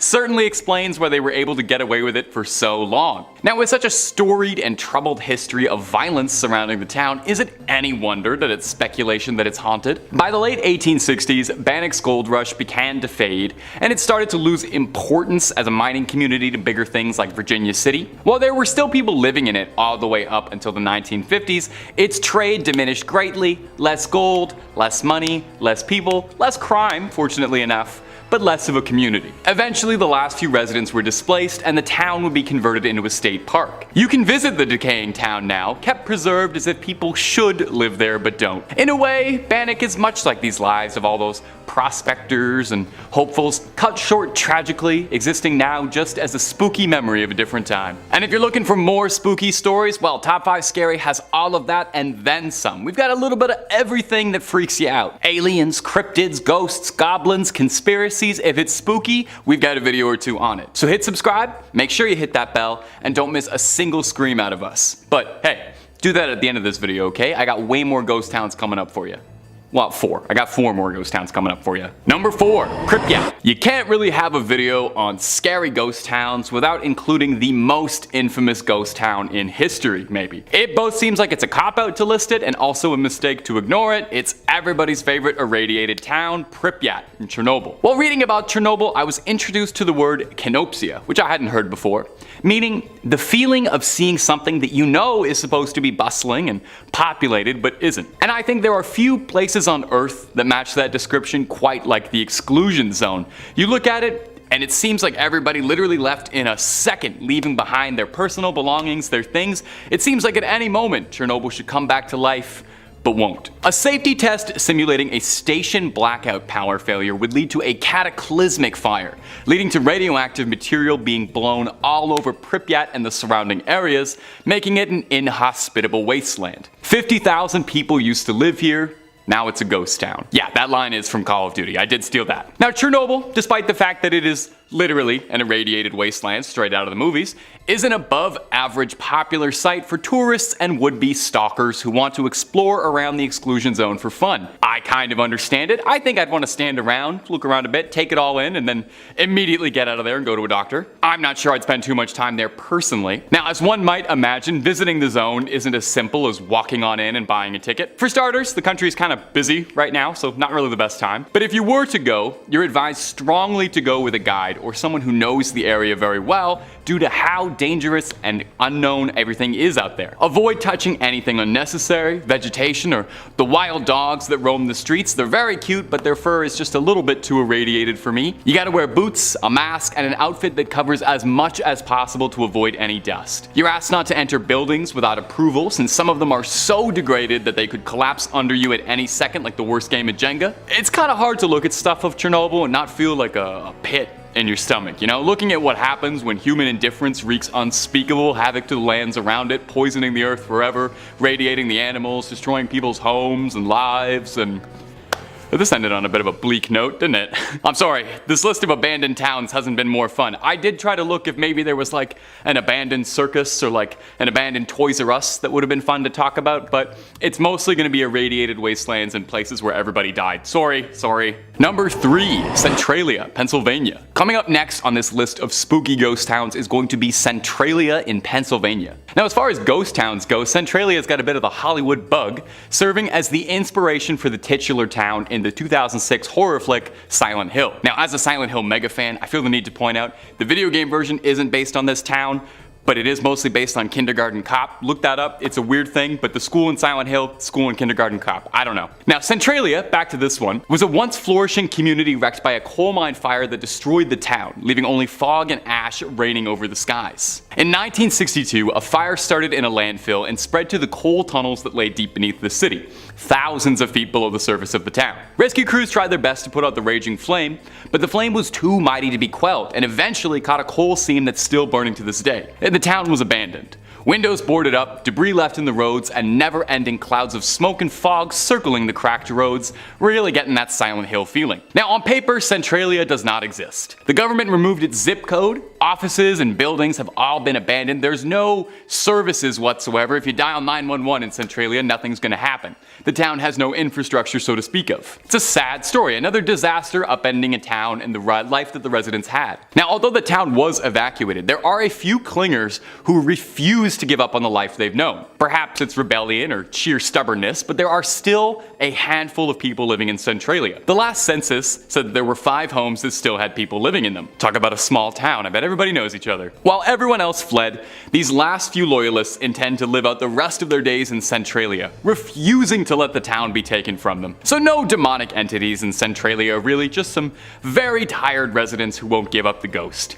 If you ever visit, make sure to be nice, okay? I feel like they've been through a lot. Number 2, Varosha, Cyprus. Coming up next on our list is going to be Varosha in Cyprus. Once a shining playground for the glitzy and glamorous, this paradisal resort in the Mediterranean was a popular spot for the celebrities of yesteryear in the 1970s to get away from it all and put their feet up and stop worrying about the daily stresses of having a lot of money and being a movie star. That kind of lifestyle's taxing. The suburbs enjoyed a thriving tourist economy, with the golden sands and beachfront hotels being a force in enticing people to come. Of course, fame is fleeting and nothing in this world lasts forever, like celebrity resort towns. In 1974, Turkey would invade Cyprus and occupy the north in a response to a Greek nationalist-led coup. So the 15,000 people that lived in Varosha all up and fled the city in terror, leaving everything behind as it stood. Unfortunately, years of political strife and controversies in the area kept Varosha's residents from ever returning to their homes, leaving the city to rot in open air and decompose into a wasteland. One look at Varosha and it just seems like a tragic waste, trying to wrap your head around the money, livelihoods, industry, all just lost forever. It's a very eerie feeling looking at the photos of Varosha, seeing the earth try to take the city back. Buildings crumbling, trees sprouting through the bottom floors of cafes and restaurants. Well, why not just go in, fix the place up a little, sweep up, clean it? Well, decades of neglect have done inconceivable damage to the infrastructure. The city has crumbled and wasted away so much that experts estimate that it would take upwards of $12 billion to make the decrepit city livable once again. So for the time being, it'll probably remain as a time capsule, frozen from better years where things were bright for this forgotten city. Number 1. Oradour Sans Glace. Our final entry for this list today is going to be the somber story of the village of Oradour-sur-Glace, an abandoned town in France, infamous for being host to one of the worst massacres in French history during the Second World War. It's believed that the attack was an act of revenge because of the village's support of the resistance. So as retaliation, German soldiers rounded up 642 residents and killed them, and burned the houses to the ground. Some were fired at, while others were locked in a church that was burned. The only people from the village who managed to survive the horror were those that played possum and fled out into surrounding forests after the invading soldiers had all left. After the war had ended, nearby there was a new Oradour-sur-Glace built nearby, but the original village, what's left of it at least, was ordered to be left untouched by President Charles de Gaulle, who insisted the village must be left standing as a monument to honor the dead who had been wrongfully taken too early. So, not quite a ghost town in the sense that there's stories of hauntings or chills through the night, but haunting in a certain sense, definitely. Number 5 on this list is the Leap Castle. The Leap Castle is located in Ireland and it's just a setting for a movie waiting to happen. CN Traveler says, built somewhere between the 13th and late 15th century, this Irish castle has seen more gruesome deaths than a Game of Thrones wedding. As legend has it, during a struggle for power within the O'Carroll clan, which had a fondness for poisoning dinner guests, by the way, one brother plunged a sword into another, a priest, as he was holding mass in the castle's chapel. The room is now called the Bloody Chapel, and the priest is said to haunt the church at night. And the horror doesn't end there. During castle renovations in the early 1900s, workmen found a secret dungeon in the Bloody Chapel with so many human skeletons they filled 3 cartloads when they hauled away. The dungeon was designed so that prisoners would fall through a trap door, have their lungs punctured by wooded spikes on the ground, and die a slow, horrific death within earshot of the sinister clan members above. Man, people really were nuts back then. Like, think about the dude who designed that kill chamber, putting down all the spikes, arranging them in such a fashion that they wouldn't kill somebody right away, but give them just enough time to feel the sheer agony of it all and hear a bunch of their enemies having dinner above them. Obviously, because of all of this, this castle is right up there as being one of the most haunted in the world. The ghosts of those who died in this chamber are said to haunt those who stop by. Their spirits are filled with rage and anger, and they want to take it out on all the people who come here. Like, this sucks, because it would be kind of interesting to tour this castle, but at the same point, I don't know if I even blame these guys.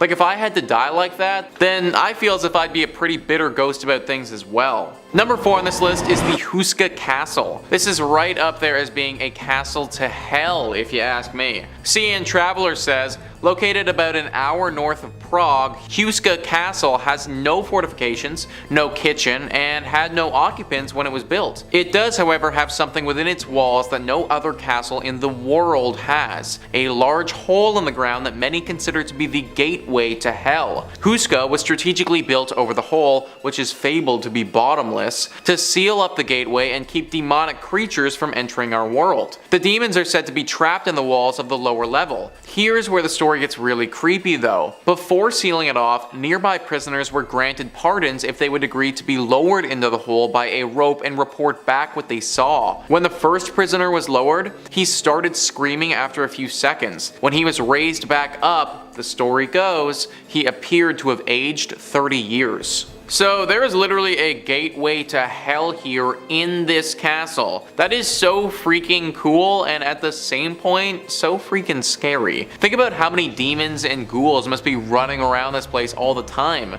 The devil, for all we know, might claim this castle as his own and show up here regularly. And then there's the whole story with the prisoner. How in the hell did that happen? He gets lowered down and then seconds later raised back up only to be 30 years older? I wonder if this indicates to us that time moves a lot faster in hell. Or maybe he lived 30 entire years in hell in the short time that it took us to reel him back up. Can you imagine 30 years in hell just dangling by a rope? That would be, well, that would be hell. Number 3 in this list is the Vorgard Castle. This place has seen things, guys. CN Traveler says, in the northeastern Danish town of Dronninglund, Vorgard Castle displays works by Raphael, Goya, and El Greco to the public. But the stately building is also as renowned for its dark past. The most famous myth tells the story of Ingeborg Skeel, who acquired the castle in 1578 and drowned its architect in the moat so that he could never design another building as beautiful as Vorgard. People today report seeing Skeel's tormented ghost wandering through the castle at night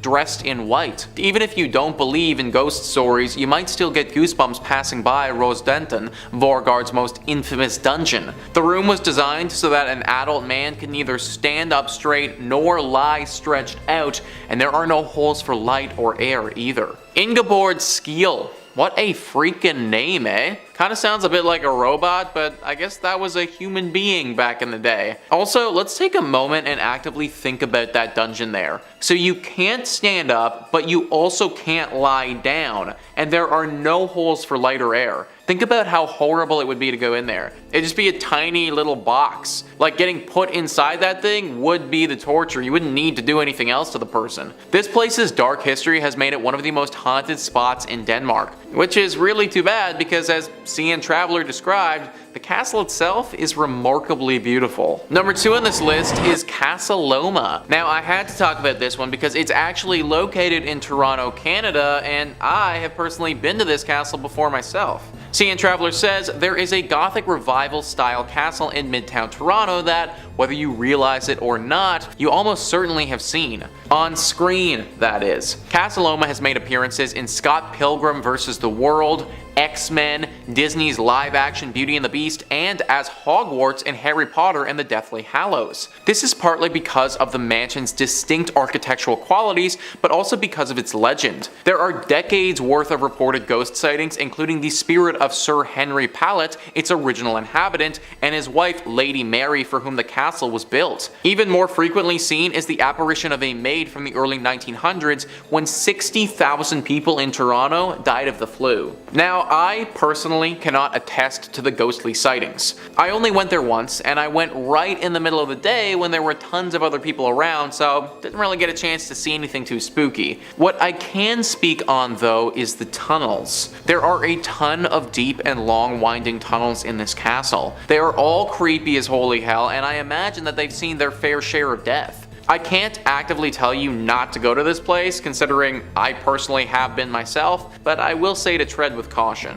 And finally, number 1 on this list is the Bangalore Fort. Located in India, this ancient fort has a curse that hangs over it. Deep in the state of Rajasthan, at the foot of the Aravalli mountain range, lies an abandoned 17th century ruined fort city. One piece of local lore says a sadhu who lived atop the nearest hill permitted the fort to be built under the condition that it not cast a shadow on his own home. Once his mandate was disobeyed, he cursed the city. Considered the most haunted place in India, entry to the popular tourist destination is strictly forbidden after sunset. Nearby villagers whisper of paranormal activity, but skeptics say the After Dark band's true intent is to protect people from the dwellers of an ancient tiger reserve. The gloomy aura and negative vibrations of Bangalore Fort, however, are agreed upon by believers and non-believers alike. I don't know if I buy into the whole protection from tigers thing. Everything that I've read about this place, and the personal accounts that people have reported seem to indicate that something evil and paranormal is definitely afoot. It seems that somebody really likes the sun, and having anything get in the way of that causes them a big problem. So much so that they curse the place and the whole freaking city.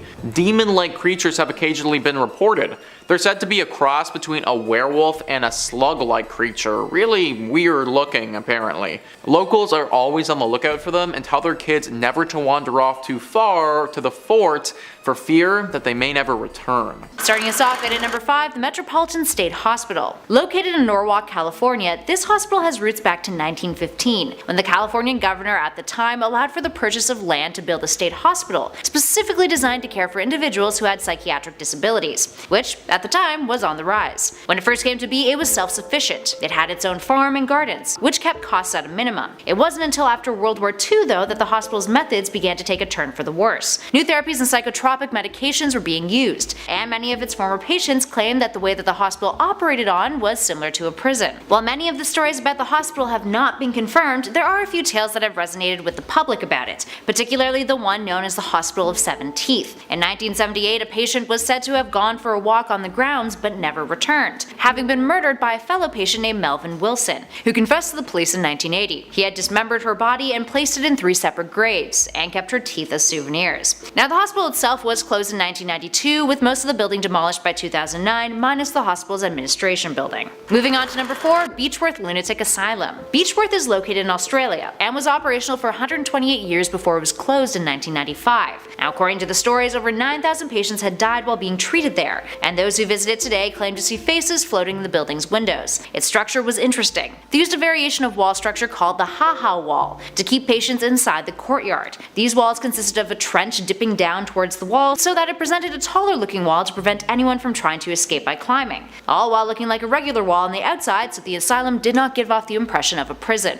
Getting out legally was even more difficult though. Patients who only required 2 signatures to enter required 8 signatures on their paperwork in order to be discharged. It's also said that the man who used to transport the dead bodies out of the asylum killed himself there, and that his ghost, along with a woman who was thrown out of a window, still linger on the grounds. Moving on to 3, the Penhurst Asylum. The Penhurst Asylum is one of the most famous asylums in the world. Located in Pennsylvania, it was initially known as the Eastern Pennsylvania State Institution for the Feeble-Minded and Epileptic, and it was closed in 1987 after a slew of controversy. In 1968, it was revealed in a 5-part news report that the conditions that the patients, who were both physically and mentally disabled, were anything but up to standard. And later in 1983, 9 employees who worked there were indicted on a series of charges that included beating patients, some of which were in wheelchairs, and arranging for patients to fight and assault one another. The stories of neglect, abuse, and alleged murders have spawned many a tale about the building being haunted. The truth behind many of these stories or other heinous acts may never be known either.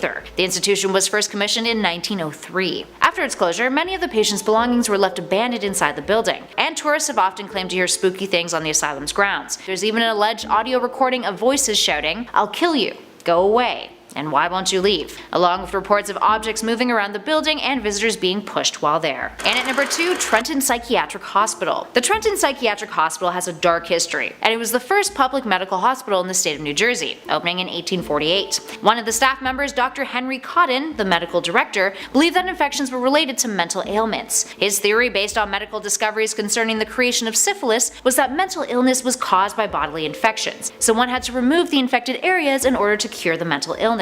He and his staff removed various body parts from patients that they believed may have become infected, which actually led to hundreds of fatalities and mutilations. This includes stomachs, ovaries, testicles, gallbladders, you name it. Often he would carry on with these removals despite not having patients or their families' consent. While he left the hospital in 1930 and died 3 years later, many of his practices, including the removal of patients' teeth, were continued until 1960. These days, parts of the hospital are still in use, but other areas have been abandoned, and they're terrifying to look at. And finally, in at number 1, Danvers Lunatic Asylum. Danvers, located in Massachusetts, operated not only as an asylum, but also as a prison. Opening in 1878, it was used for mentally unstable criminals, and was known to be incredibly understaffed. By the 1930s, it was reported that patients would often be found dead days later after passing, and that procedures the likes of lobotomies and shock therapy were the norm there. Patients were restrained by straitjackets, and heavy drug use was utilized to keep patients at bay. This caused huge controversy back in the 60s, which eventually led to major budget cuts. To add insult to injury, the location of the Danvers Asylum was also where the Salem village of the Salem witch trials occurred. So yeah, double whammy there. It's also been an inspiration to many fictional asylums, including DC's Arkham Asylum and H.P. Lovecraft's Arkham Sanitarium. It was even the location of the horror film Session 9. Number 5. Union Graveyard. This specific cemetery is located near Stepney Road in Easton, Connecticut, and dates back to the 1700s. According to ghost hunters, it is one of the most haunted cemeteries in the entire United States. The most popular ghostie is the elusive White Lady, popularized partially thanks to Ed Warren having an obsession with her and possibly catching footage of her. Some believe she is Harriet Seeley, whose young son passed shortly after being born, and Harriet herself passing soon after.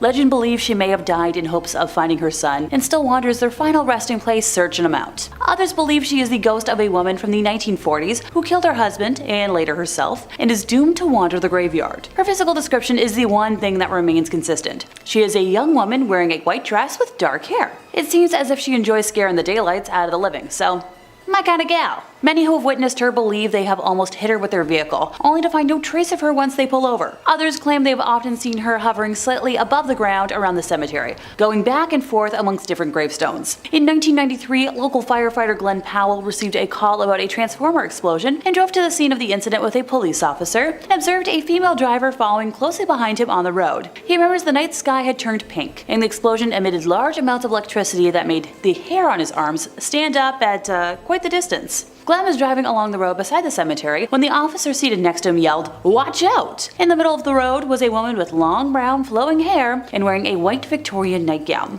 Glenn described seeing a surprised look on her face before slamming on the brake, but was unable to avoid hitting her, describing it like hitting a brick wall, with the back of his truck flying into the air and the policeman next to him being launched into the dashboard. The driver behind him jumped out of the car and helped the two men search the area of the crash to check on the woman, but she was gone. Glenn is quoted as saying there was no sign of bodily fluids, there was no clothing, there was nobody, there was nothing. Now, Lorraine Warren used to often take walks through the cemetery, saying that it was one of the most haunted places around. Ed caught the White Lady on camera on September 1st of 1990 at 2:40 a.m., which was his 7th night in a row of filming at the cemetery. Determined to have proof, and described dark figures surrounding her, shapes that he thought were wood ghosts that seemed to jump on her while they all argued. Now, the Warrens have also referenced a red eyes ghost, so a pair of red eyes which they claimed can be seen in the forest behind the cemetery, not to be confused with bike reflectors that locals have placed within the grounds to scare teens. The famous duo claimed the eyes belonged to Earl Kellogg, a man who was set on fire across the street in 1935. Number 4. Highgate Cemetery. Highgate Cemetery is located in North London, England, and was assigned by architect Stephen Geary. There are approximately 170,000 people buried in around 53,000 graves across the west and east cemeteries for context, and today's tale has to do with vampires. In 1967, two teenage girls were walking home along the nearby Swains Lane and claimed to have witnessed the dead rising from their graves by the cemetery's north gate. Another teenager had been awoken one night with something cold and clinging on her hand, which left prominent marks the next morning, while reports circulated of a tall man in a hat walking in the area before melting through the cemetery's walls.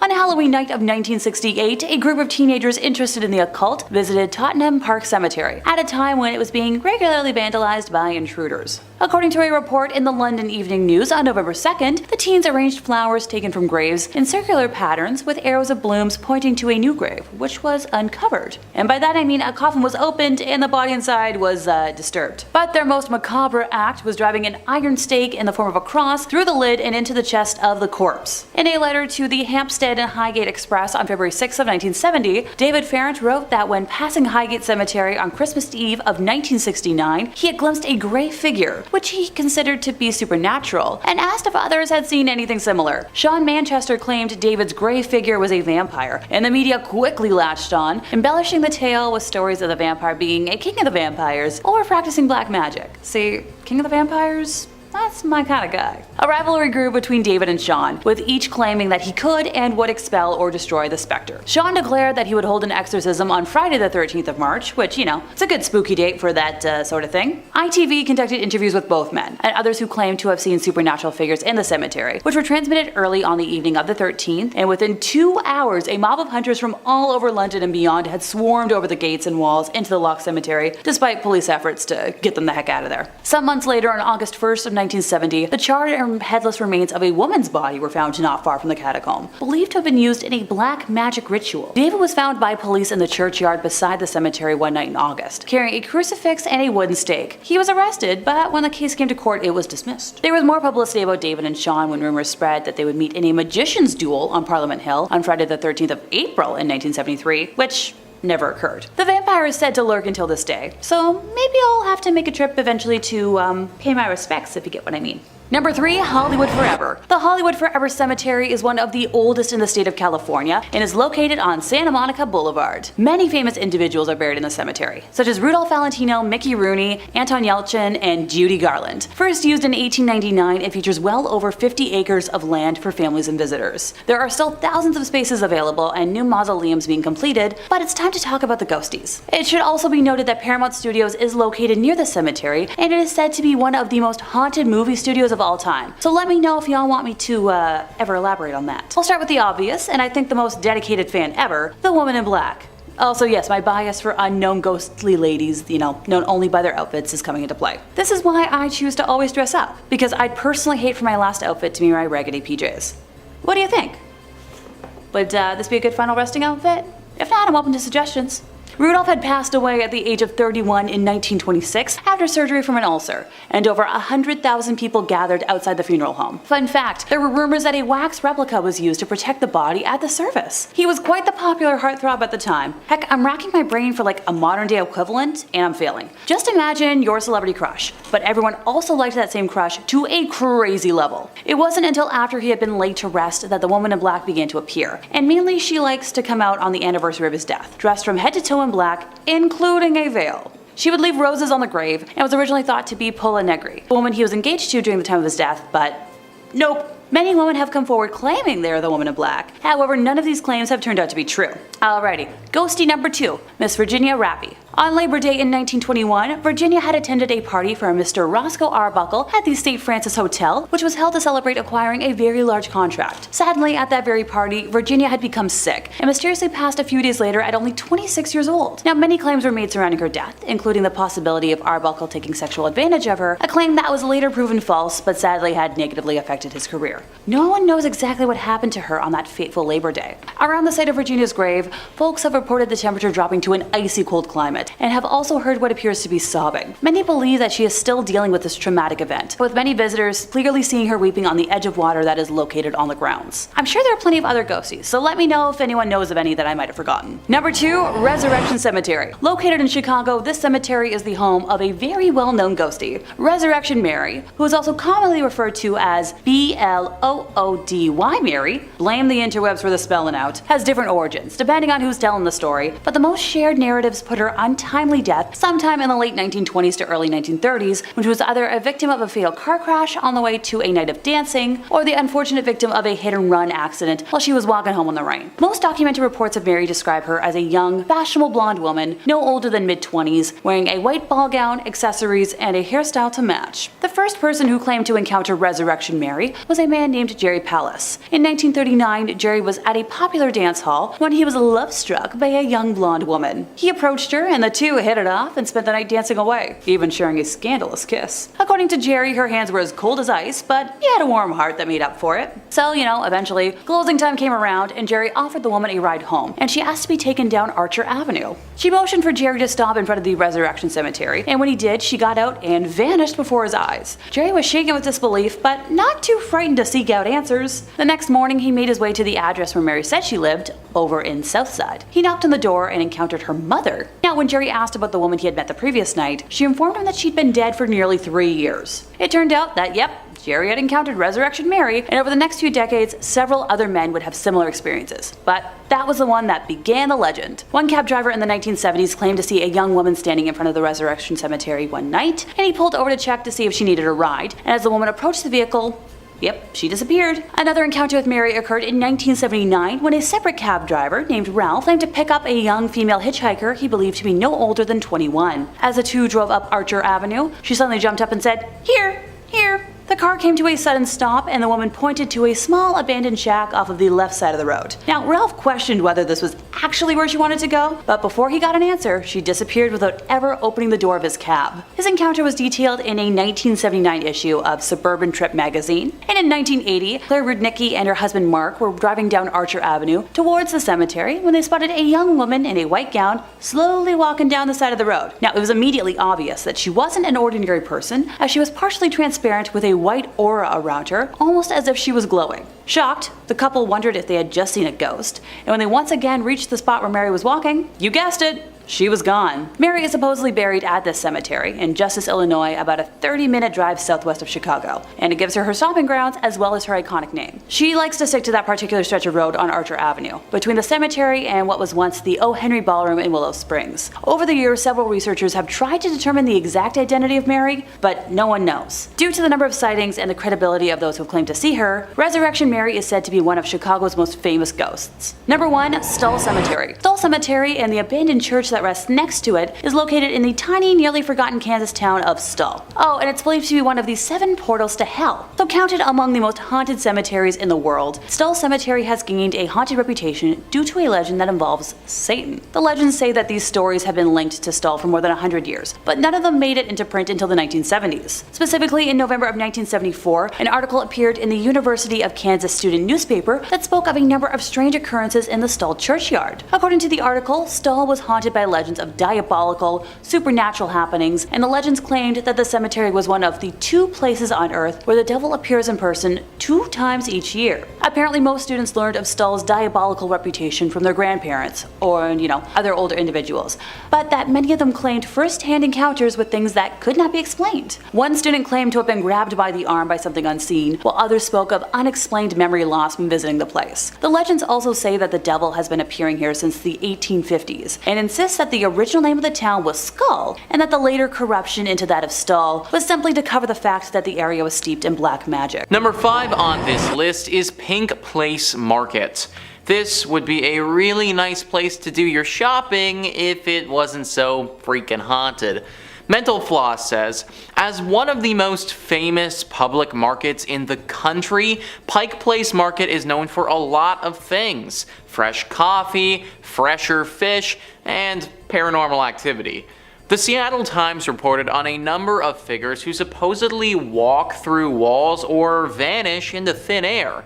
One older gentleman named Frank apparently likes to introduce himself to the living outside of a restaurant at the Alibi Room. Various other spirits also have names, like Princess Angeline, Madame Nora, and the Fat Lady Barber. At one point in the early 1900s, one section of the market was home to a mortuary. Currently operating in the basement of that space is Kell's Irish Restaurant and Pub. Its manager, Patrick McAleese, recalled some eerie instances to the Times, such as a wall mirror inexplicably shattering, only to have the shards fall into a neat pile. You think someone must be pulling your leg, he said, but then you don't see anyone. So it seems that we have a full-on team of ghosts here. A small village of characters who are all moving around this mall marketplace in Seattle. Because there are so many of these paranormal entities, it makes it extremely difficult for anyone to get any shopping done without having some type of ghostly interference. You can't seem to get a good coffee here without a strong side of haunting along with it. There have been multiple attempts to rid the area of ghosts, but it just simply won't do. No matter how many experts are brought in here to cleanse the area or to put these spirits at rest, they continue to terrorize the people here, which is really too bad because from what I've heard, they have some really nice shops in here. Number 4 on this list is COS. So this is a big store in New York that has quite the haunted and terrifying history to it. Mental Floss says, New Yorkers can brush elbows with a ghost while doing some light shopping in Soho. The legend dates back to 1799 when Gulielma Elmore Sands tried to elope with her fellow boarding house tenant Levi Weeks. 11 days later, her body was found at the bottom of the well in L'Espinards Meadows, which is now 129 Spring Street. Since 2014, it's been the site of a COS retail store. Levi was arrested, tried, and acquitted in the first major murder trial in America that was fully recorded by a court stenographer. His attorneys, Alexander Hamilton and Aaron Burr. But Sands Ghost is said to roam the area, a warning to other girls who might try to run off with their lovers. Curious shoppers can still see the well in COS. Just head to the back of the men's department in the basement. Okay, so I have a few questions with this one. Why, after someone was literally murdered here, do we still have this death well in this store? And also, what is a well doing in a store in the first place? Like, I get that it was the 1800s or whatever, but like, we just kept that thing as time went on. Someone literally died in that thing, and now people are wondering why there are ghosts around this place. Like, no wonder Sands Ghosts is still chilling in this area. Even she is probably wondering why this well is still here. Also, can I just make a comment about ghosts in general? I get that they want to warn us about stuff and all of that, but like, why can't they just leave us a nice note or, I don't know, sit down and have a conversation?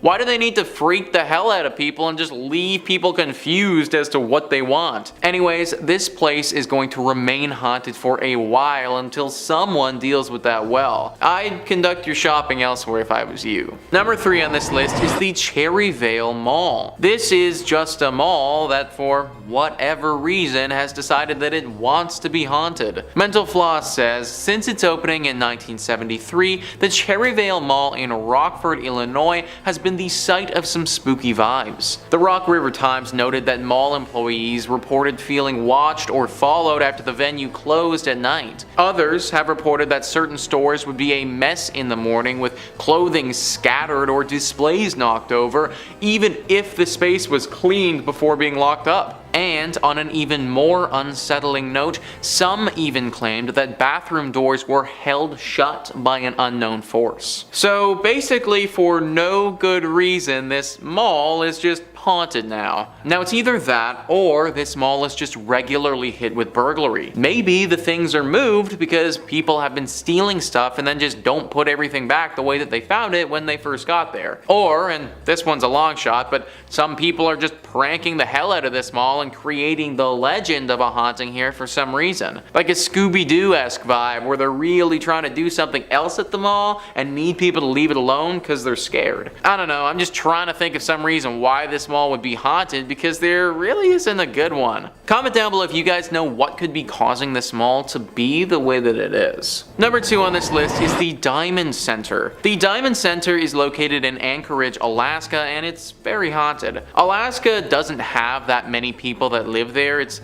the largest state in America, and yet it has less than 1 million residents, which just makes what they did with this mall so much more disrespectful. A golden rule of thumb is do not build big stuff on top of ancient Native American burial sites. Well, guess what? They built the Diamond Mall on an ancient burial ground of Native Alaskans. Sure enough, what happens when you do that? Well, some pretty bad things. This mall is almost impossible to shop in now because of this, and honestly, rightfully so. You should never be building stuff on this land to begin with, but just think about how big Alaska is and how few people live there. Like, guys, we couldn't have just moved the mall a kilometer that way and built it over there? I mean, I think that you have the space for it considering you're freaking Alaska. Ghosts and spirits run rampant here, and many visitors and employees have had harrowing experiences with them. Some have even reported being attacked by these spirits and been told that they have to leave. Sadly, these people don't control what the mall does, and now that it's been put down, the wealthy people who own it, they don't seem to care about these ghostly appearances. And finally, number 1 on this list is Toys R Us. So I know that Toys R Us isn't necessarily a mall, but to a kid it certainly is, and Let me tell you, if you're a child, then do not go to this specific Toys R Us. The one that I'm talking about is located in Sunnyvale, California, and it's very haunted. Mental Floss says, a haunted toy store sounds like a solid horror movie plot, but it's rumored to be a reality in Sunnyvale, California. According to Stranger Dimensions, the legend goes as such. The store was built on property that was formerly a plantation. The plantation's owner, Martin Murphy, hired a preacher named Johnny Johnson.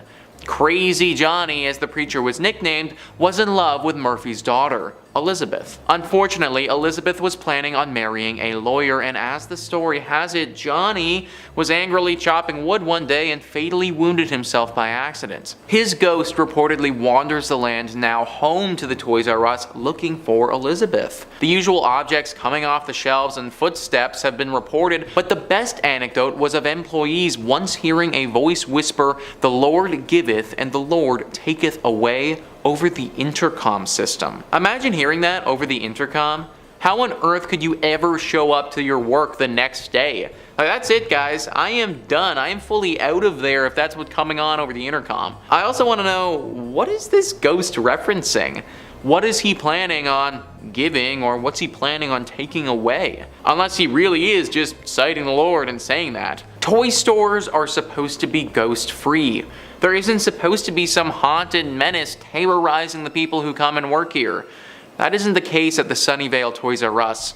And that's why I'd be buying my toys elsewhere if I was you. Number 5 on this list is Cleveland Gray's Armory Museum. This building was constructed in 1893 for the Cleveland Grays, who were a volunteer private military company. The group helped law enforcement and dealt with other criminal ongoings that attacked the city's streets. They continued helping out the military for as long as the government would allow them to, but after World War I were no longer allowed to enter as a private group. However, they obviously had a lot of weapons and things of that nature that nobody would be using anymore. So today, there now stands the Cleveland Grays Armory Museum. These guns and cannons don't stand alone though, as there are ghosts living among these walls as well. Disembodied voices and things moving when they're not supposed to are all very common occurrences at the Cleveland Grays Armory Museum. The legend actually became so famous that this place was featured on Ghost Hunters, where they investigated the building and determined that this place is in fact haunted. However, luckily for us, and a reason why you still might be able to go to this place, is that the ghosts are supposedly out there for a good time. These professionals determine that the ghosts are not fueled by anger, but just chilling out in the museum and living their best ghostly lives. Still though, there are many apparitions of military men who will appear, as well as ghostly footsteps and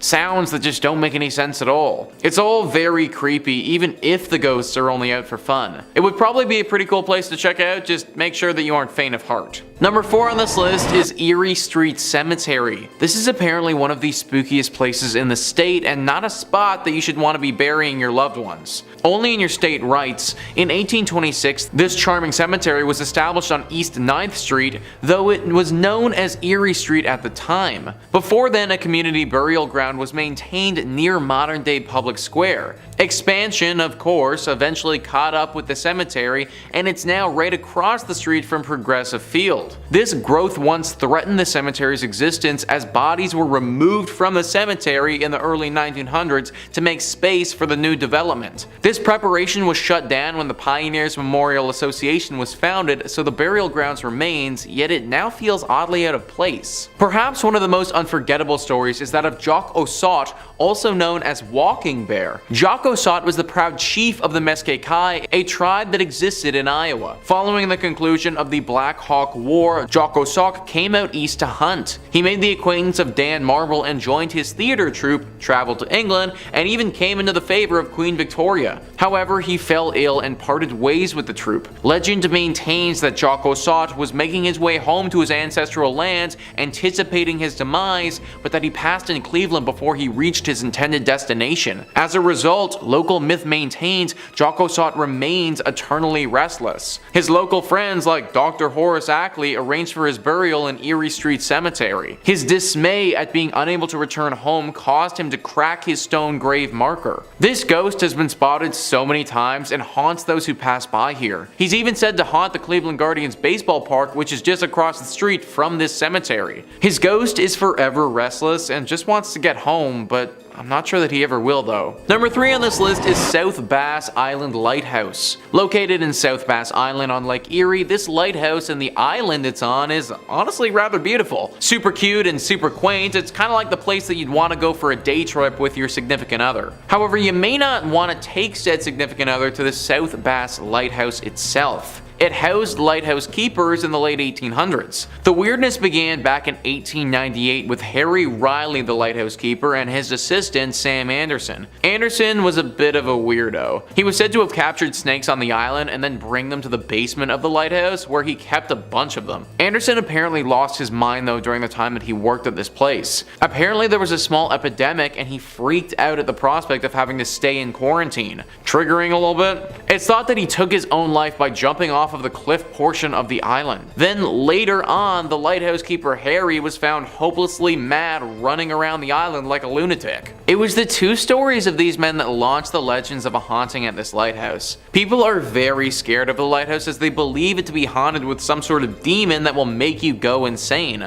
A lovely and quaint little spot, but one that if you spend too much time at will literally have you lose your mind. Not to mention the ghosts of these 2 men have been spotted from time to time running around frantically, looking as if all their wits are totally gone. Number 2 on this list is Edwin Shaw Hospital. Edwin Shaw Hospital has truly seen it all, and it's no wonder that it's deeply haunted today. It initially opened in 1915 as a hospital specifically for tuberculosis. Then a few years later, a side wing opened up to care for pediatric patients. Needless to say, during these periods there was a lot of death that took place. Then in 1947, things changed drastically and became a place for abandoned children, those who lost their parents, or those who suffered. For the next few years of this place's operation, there were a decent amount of scandals that took place. Tons of reports of mistreatment of these children, with some patients even taking their own lives during this time. Eventually this became a psychiatric hospital as well, and as you can probably imagine, it saw its fair share of human rights violations and scary things. Now, this place is no more, it's completely demolished, but the area is still deeply haunted. Ohio Exploration went prior to its demolition in 2017 and saw its haunted nature firsthand. They write, "Of course, with such a rich and diverse history, it is no surprise that Edwin Shaw was said to be haunted. The spirits of not only the tuberculosis victims, there are 246 buried in the hospital cemetery, but also of those children who took their own lives and those who fell victim to ill fates were said to haunt the hospital and its grounds. Doors opened and closed by themselves, and sounds of spectral footsteps were often heard in the halls. The sounds of a meal being served in the mess hall were heard quite frequently, but upon inspection, the hall was completely empty. Ghostly humming and other odd sounds were heard in Sunshine Village, where the bulk of the paranormal activity was said to take place. Be very careful, guys, of this place in Ohio." Number 1 on this list is Moonville Tunnel. Moonville Tunnel is a deeply haunted tunnel in Ohio that locals are perpetually afraid of. Jim Reed says, according to local legend, the ghost is that of a railroad worker who was crushed by an oncoming train in the spring of 1859. The newspaper article from the MacArthur Democrat dated March 31st, 1859 reads, "A brakesman was fatally injured when the wheels passing over and grinding to a shapeless mass the greater part of one of his legs." Talk about graphic. Most who claim to have sighted the ghost of Moonville Tunnel say that he carries a lantern and is sometimes seen as a hovering orb of light. At least 4 other people were reported to have been killed at Moonville Tunnel as well, although the details, they kind of vary. Some legends claim that Moonville was struck by a plague and quarantine, and that the ghosts are of those killed by the epidemic. Others state that the ghost is that of a pregnant woman struck by a train, and still others claim that it was an 8-foot tall man who was struck. However, none of these legends are quite as popular as the initial one. This tunnel appears on tons of the most haunted Ohio lists, and it even has a pretty massive section on Wikipedia dedicated to how haunted it is. That can't be said for most other places, and just kind of leads to the legitimacy of these ghosts. On the Wikipedia page, there are also extensive stories about the Lavender Lady, the Engineer, and the Bully, who were all apparently characters that died due to this train many years ago. As Jim Reed mentioned earlier though, these are lesser legends, but still could have actually happened. Whatever or whoever is truly haunting this tunnel, it's clear that it probably isn't safe for us to be exploring. avoid the Moonwheel Tunnel at all costs. Unless you're in a train, in that case, because considering how our ghosts became ghosts, you might actually be safe. In at number 5 we have Loftus Hall. This place may be the most haunted house in all of Ireland, and it is said to be haunted by the devil himself. Loftus Hall is a large country house located on the Hook Peninsula in County Wexford. In 1170, Raymond le Gros came to the county and built this massive castle, which was known as the Houseland Castle. The Redmond family replaced the original castle with another in about 1350. This second castle was known as the Hall, or Redmond Hall. Later in 1872, John Henry Wellington Graham Loftus undertook an extensive rebuilding of the entire mansion, adding many of the famous elements like the grand staircase, mosaic tiled floor, elaborate parquet flooring, and technical elements that hadn't been seen in houses in Ireland at the time, such as flushing toilets and blown air heating. Charles Tottenham became the lord of the manor in 1752 by marrying the Honourable Anne Loftus, a daughter of the first Viscount Loftus, and they had 6 children. However, his wife became ill and died while the girls were still young. 2 years later, Tottenham married his cousin Jane Cliff, and they lived together, along with one of Charles's daughters in Loftus Hall. One evening, Charles was resting in his home in 1775 with his second wife and daughter from his first marriage, Anne, while the Loftus family were away on business. During a storm, a ship unexpectedly arrived at the Hook Peninsula, where the mansion was located. A young man was welcomed into the mansion. Anne and the young man became very close. One night, the family and the mysterious man were in the games room playing cards, and it was then when Anne noticed the man having a cloven foot. The man went up through the roof, ultimately leading to his demise and leaving behind a large hole in the ceiling which remains today. Soon Anne became mentally ill. It's believed that the family were ashamed of Anne and locked her away in her favourite room, which was known as the tapestry room. She refused food and drink and sat with her knees under her chin looking out the tapestry room window, waiting for her mysterious stranger to return until she passed away in the tapestry room in 1775. It is said that when she died they could not straighten her body as her muscles had seized, and she was buried in the same sitting position in which she had died. After her death, everyone who had lived there says she still haunts the hall to this day. After being purchased by Aidan Quigley in 2011, this building was marketed as a haunted house that hosted guided tours of the house until 2020 when it was put on the market for sale. In at number 4 we have the Abbey of the Black Hag. The old abbey lies on a small valley about 2 miles east of the village of Shannon Golden in the townland of the Old Abbey. One of the earliest nunneries in Ireland, it is first mentioned in 1298 and was founded on land donated by John Fitzthomas of Conello, who had died in 1261. Remains include the abbey church with 2 small spaces adjacent, and one appears to have been a sacristy and a vaulted building to the west. There are also walls and a gate and traces of an orchard, a fish pond, and a pigeon house. Modifications to the church in the 15th century saw the inclusion of an east window in the church as well as a doorway in the north. Traces of window decoration, columns, and carved tombstones remain.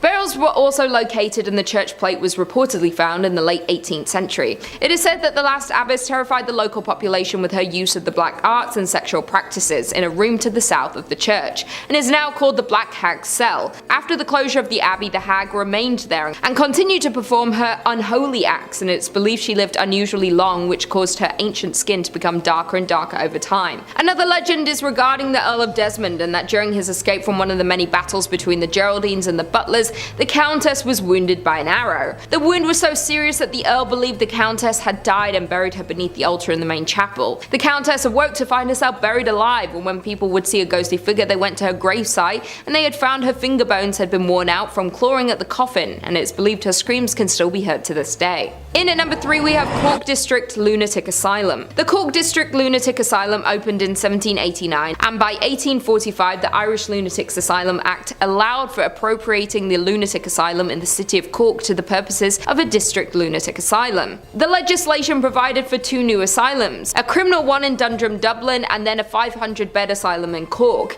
This building was originally in 3 separate blocks, later be joined together in the interest of providing more accommodation. To become the longest facade of any building in the country, it opened in 1852. William Saunders Francis Halloran was an Irish psychiatrist who worked at this asylum from the time it opened until his death, and was the author of practical observations on the causes and cure of insanity. This doctor's methods were extreme and torturous. He created something called the Halloran's chair, which rotated hysterical patients up to 100 revolutions per minute. It rarely had the desired effect. Inmates lived out their days in a state of paranoia and despair while admitted at the asylum. The horrors of this place finally ended when the asylum was closed in 1992. It stayed abandoned for many years, and locals and tourists went to visit this scary place. They claim the tortured souls still remain here, and paranormal investigators even visited and claimed to have seen both and heard voices of these tormented souls. Today the building is being converted and renovated into apartments called Atkins Hall. In at number 2 we have the Hellfire Club. The Hellfire Club is located on Mount Pellier Hill in Dublin. The building gets its name because it's believed to be one of the first Freemason lodges in Ireland. Around 1725, William Connolly, who was one of the wealthiest men in Ireland at the time, built this building to be a hunting lodge. Years after the build, the roof was blown off during a storm, and locals believed it was the work of an aggressive spirit seeking vengeance on Connolly for building on their land, and that's when the story started swirling. After Connolly's death, the building was quickly sold and is said to have become a meeting place for the Irish Hellfire Club. The club was founded in 1735 by Richard Parsons, a known dabbler in black magic. The members met at locations across Dublin and were known for their immoral behavior and debauchery involving alcohol and sex. The secrecy surrounding the club members led to speculation that they were Satanists and devil worshippers. The president of the club was named the King of Hell and dressed like Satan with horns, wings, and hooves. The members were said to set a place at each meeting for the devil in the hopes that he would attend. They were also said to hold black masses in the lodge, during which cats and even servants were sacrificed. Some say the building was deliberately set on fire in order to enhance its hellish atmosphere. The best known Hellfire Club story is the one in which the devil himself appears.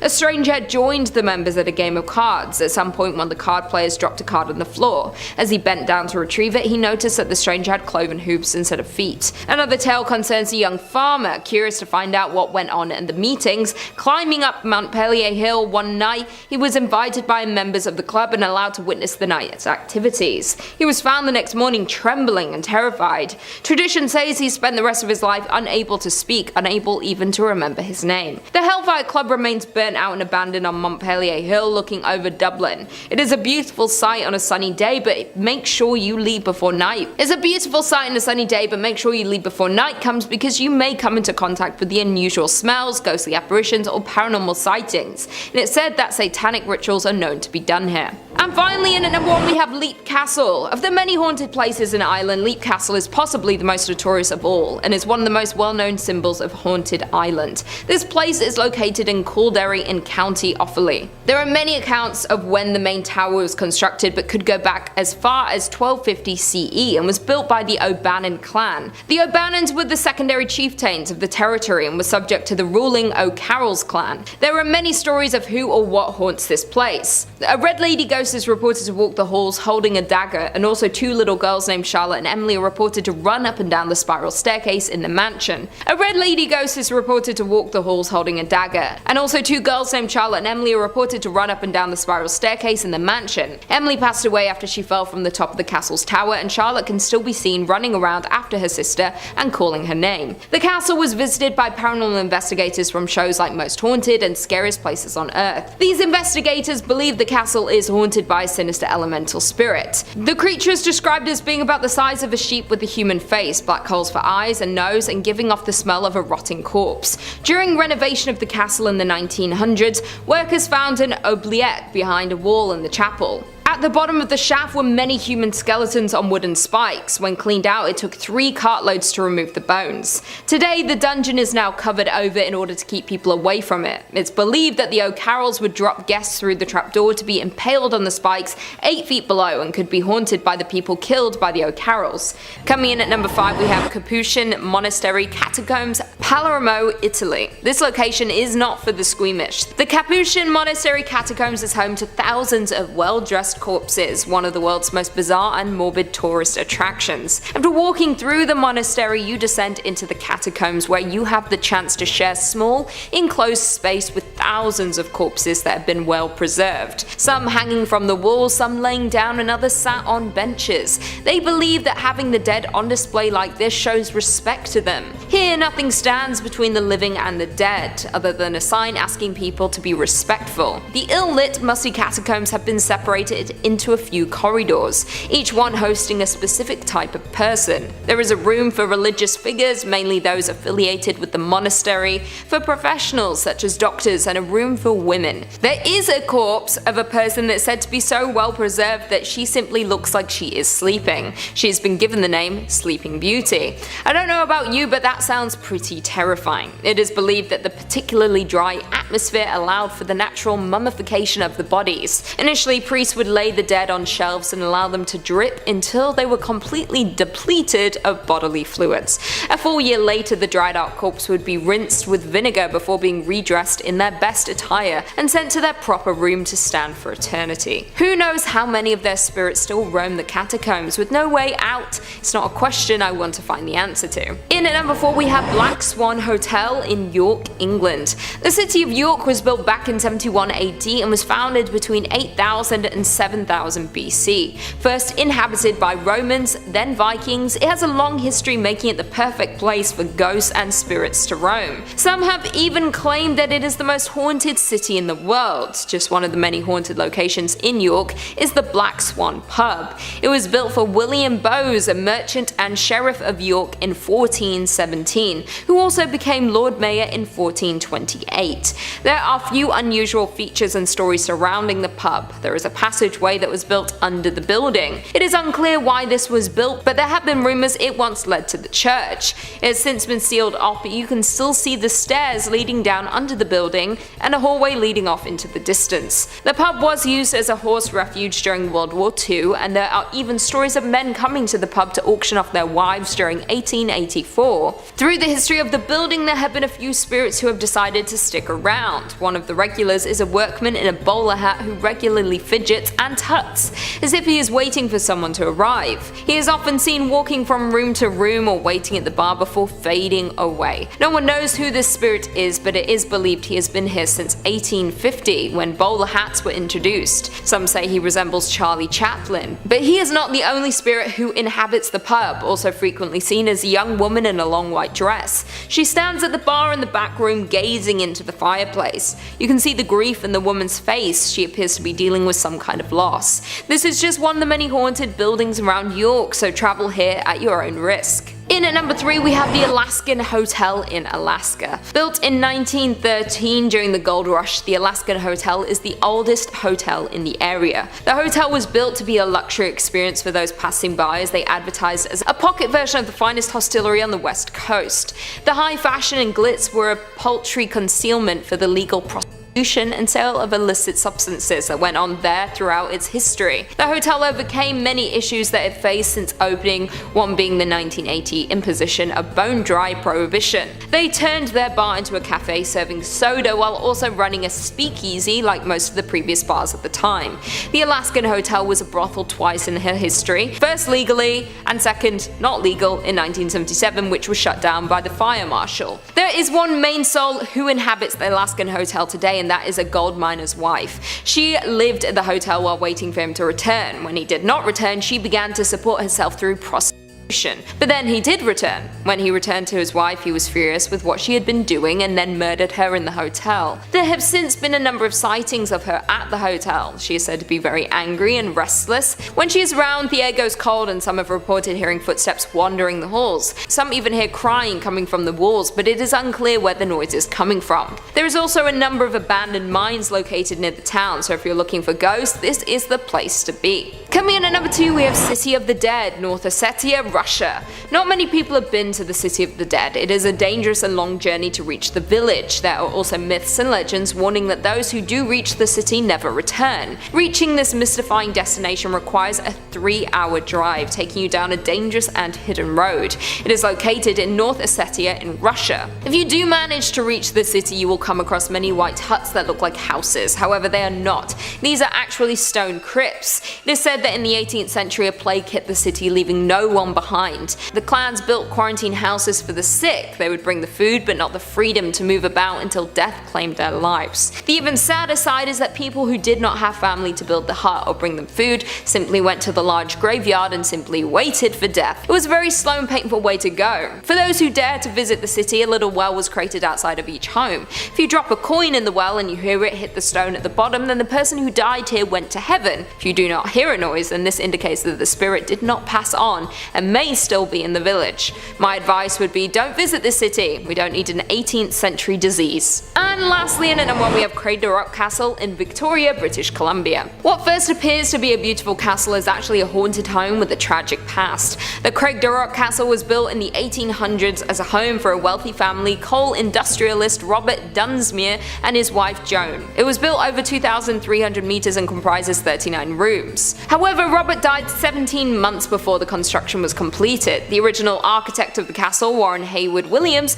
also unfortunately died before the finalization of the home. His son James and Alexander decided to finish the castle after their father's death. Robert's death caused a lot of trouble within the family. His sons James and Alex were disappointed that their father's business and assets had been left to their mother. They claimed that they had an oral agreement from their father that they would receive the family business. For the following years they tried countlessly to get the family business from their mother, and after 7 years they finally received the title to the San Francisco Company. Feeling financially stable, Alex finally married his partner of 20 years, Josephine. However, their marriage only lasted 6 weeks as he died on their honeymoon in New York. When he died, the family was torn apart once more over his will. Joan and James fought for years, going to the highest court level. They did not speak during the legal battle, and then finally Joan passed away in 1908 in Craig Castle in Victoria, where she lived for 18 years. It was believed that James wouldn't attend her funeral, however he did at last. The house has now been taken over by the Craig Castle Historical Museum Society. There have been many ghost stories presumed to be connected to the Dunsmuir family. One of the main spectres is a woman who walks down the main staircase in a ball gown. No one has seen her in any other part of the castle, and she never goes up the stairs. Could it be the ghost of Joan going to greet her husband?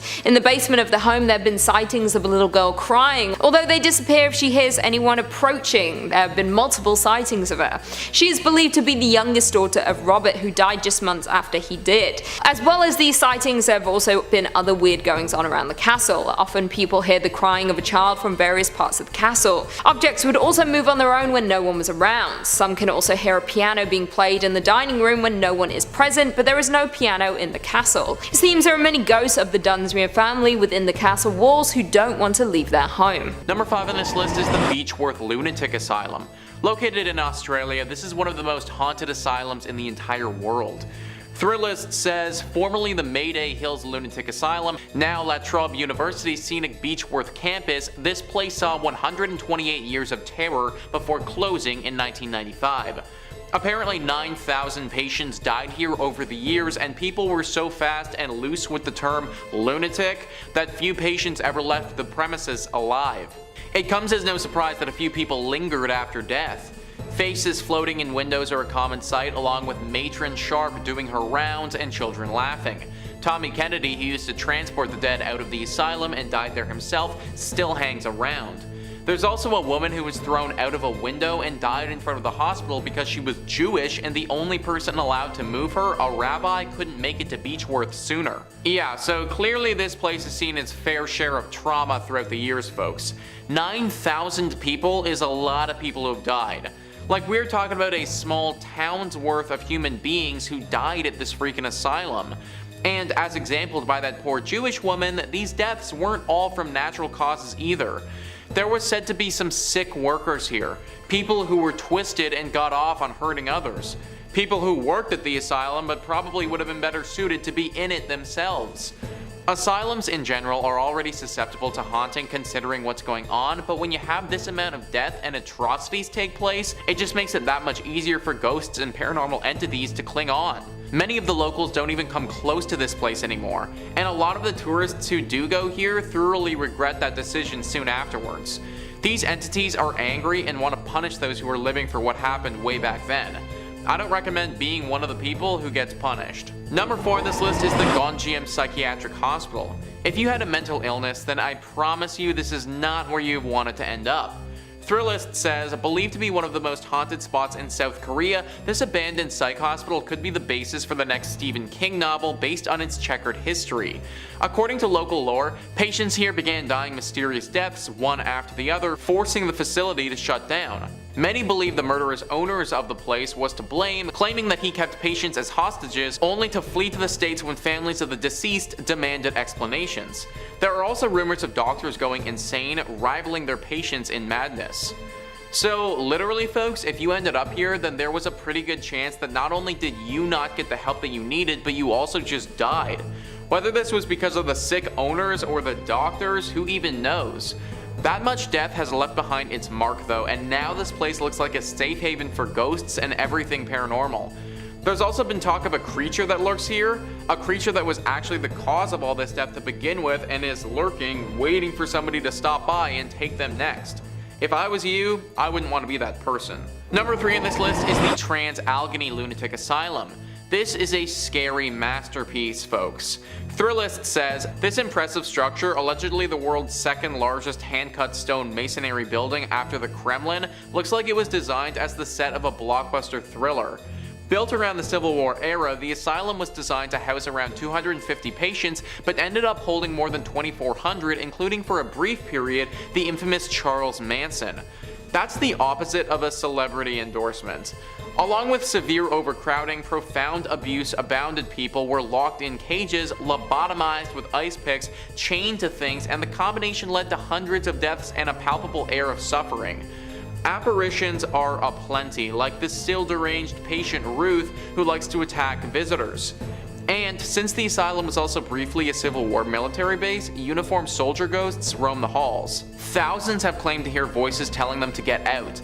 Civil War themed ghost tours, tours of the medical center, forensic buildings, and geriatrics buildings, and zombie events and balls fully play up the twisted history on the campus grounds.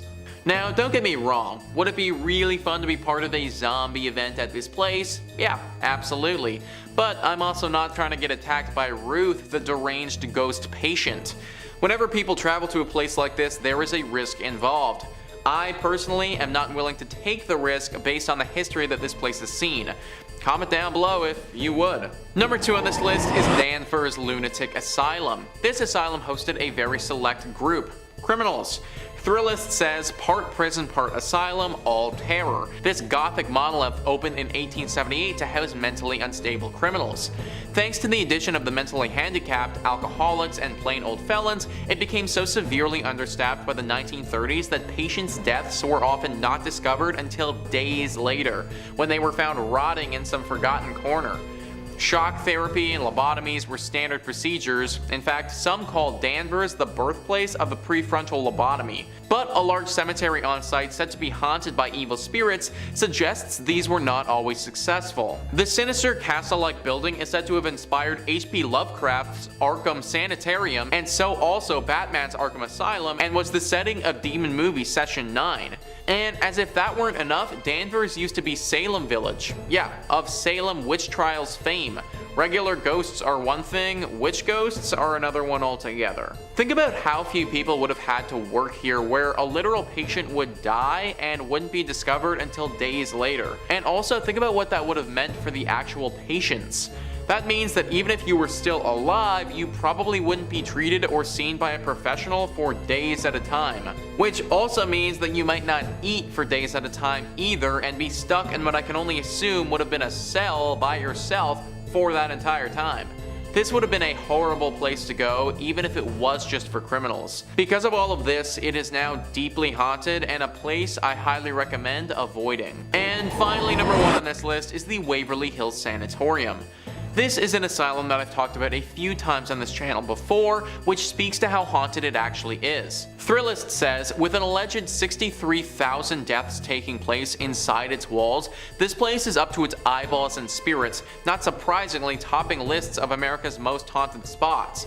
Originally built as a tuberculosis hospital in 1910, the building saw many die from the disease, but tales of mistreatment and dubious human experimentation trickled out, and patients left the premises in what was known as the death tunnel or body chute.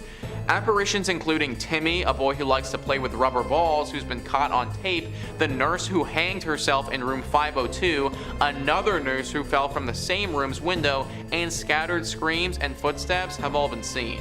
63,000 deaths. And here we were thinking that the 9,000 in the other place was bad, here's 63,000 more. Any place that has a death tunnel and a body chute, that should not be a place meant for rehabilitation and seeking help. We are talking about some sick stuff that went on here. I would get into some of the rumors associated with the human experimentation, but I honestly don't think that YouTube would let this video stay up if I did. There are a plethora of ghostly spirits that haunt this place now.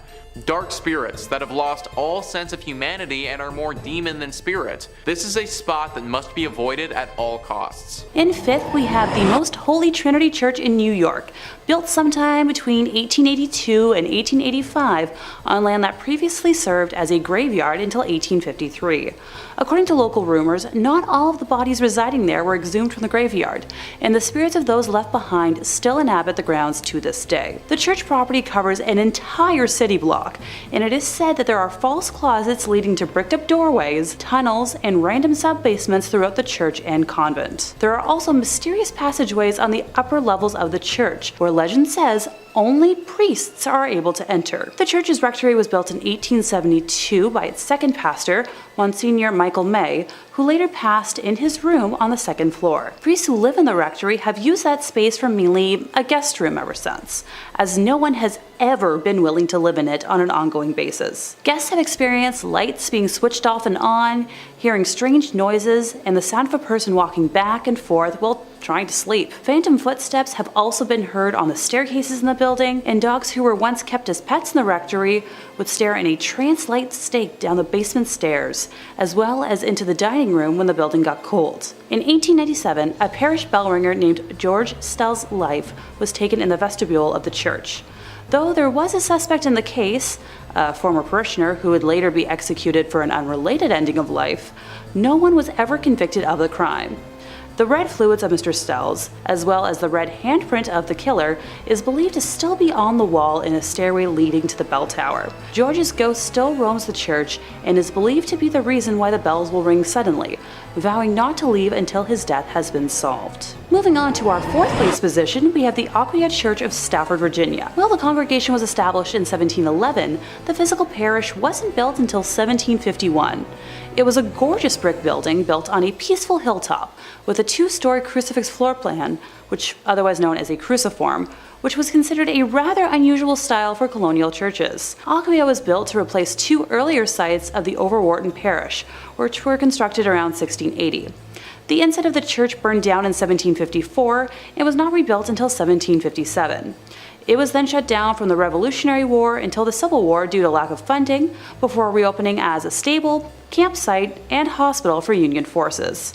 It was during this closure that a young blonde woman was traveling the dark country roads, rural Stafford County, when a group of highwaymen accosted her. This time period was full of exasperated uncertainty from the war, and with it a severe lack of resources, food, and money. Men would wait hidden on the side of roads to steal the valuables from people walking or riding by their hiding spots. She ran from the men to the sanctuary of the church, but was only able to hide for a little while before they broke inside and ended her life. Her body was hidden in the tower, and the men were never caught. It wasn't until after the Revolutionary War ended in 1775 and the church was ready to reopen for services that what was left of her was discovered. A skeleton with golden blonde hair that was as intact as if she had been freshly slain. The red fluid that spilled on the floor from her death was impossible to remove.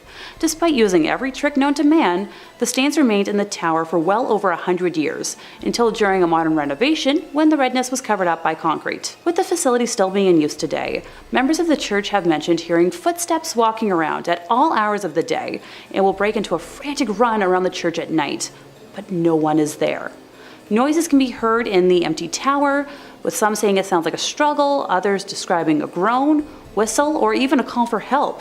Many have also mentioned seeing a transparent woman in the church's windows, on the balcony, or even in the graveyard, dubbing her Blonde Beth after the hair of the skeleton. In the 1900s, brave people would try to stay overnight at the church, but were chased away by what they described as an unfriendly presence. A custodian working in the graveyard saw a ghostly woman's face floating above the graves, while another man saw a woman smiling at him through the balcony windows before she vanished. In the middle of this creepy sandwich, in third place, we're taking a closer look at St. Mary the Virgin, located on the outskirts of Clophill, England. Originally built facing the west sometime around the year 1350, it's believed to have been erected on top of a leper hospital run by monks. I'd like to take a moment to note that it was built in the quote-unquote wrong direction, with churches traditionally facing east, the direction from which the sun rises, which is associated with the location of heaven and the return of the Messiah in Christian religion. Altars inside of these holy buildings would face in the eastbound direction for prayers. Some have claimed that because St. Mary the Virgin faces away from God, it thus opens its doors to hell, and ergo responsible for the tale I'm about to tell. The building was abandoned in 1848 when the rector at the time made the decision to have a new church built, instead of expanding the previous one, which was much needed due to the rapidly growing congregation. Old St. Mary's, as was dubbed by the locals, was then primarily used as a mortuary chapel, holding bodies before they were buried in the adjacent cemetery.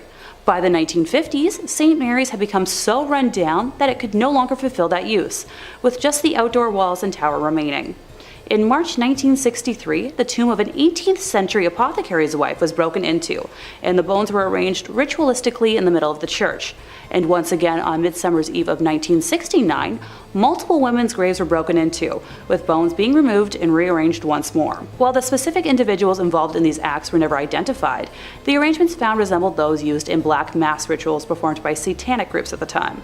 After the first incident in 1963, a rare decision was made to rehollow, or in more simple terms, re-bless the altar that was left in the building, in a failed attempt to protect the building from evil. Later that year, Reverend Harold Colthurst reported stumbling upon a group of men in the building that were in the midst of a mysterious ritual, being quoted as saying that the men were trying to communicate with evil spirits, chanting some sort of mumbo-jumbo. They were definitely in league with the devil. Modern-day visitors to the now landmark have reported seeing a plethora of ghostly figures during the day and nighttime, faint lights moving about before vanishing mysteriously, along with reports of a chilly and oppressive atmosphere even during warm days. In second place, we're visiting l'Abbaye de Mortimer, or Mortimer Abbey. It was originally built in 1134 on land gifted by King Henry I. The stagnant water of the drainage lake, which was dug out by the monks to dry up the marshy land, was called Mortimer, or the Dead Pond, giving the monastery its name. Totally not ominous or anything. The monks constructed what was then one of the largest monasteries in the world on said land. The legend says that after the passing of his only son, King Henry wanted to reform his daughter Matilda and had her locked in a room in the abbey for 5 years.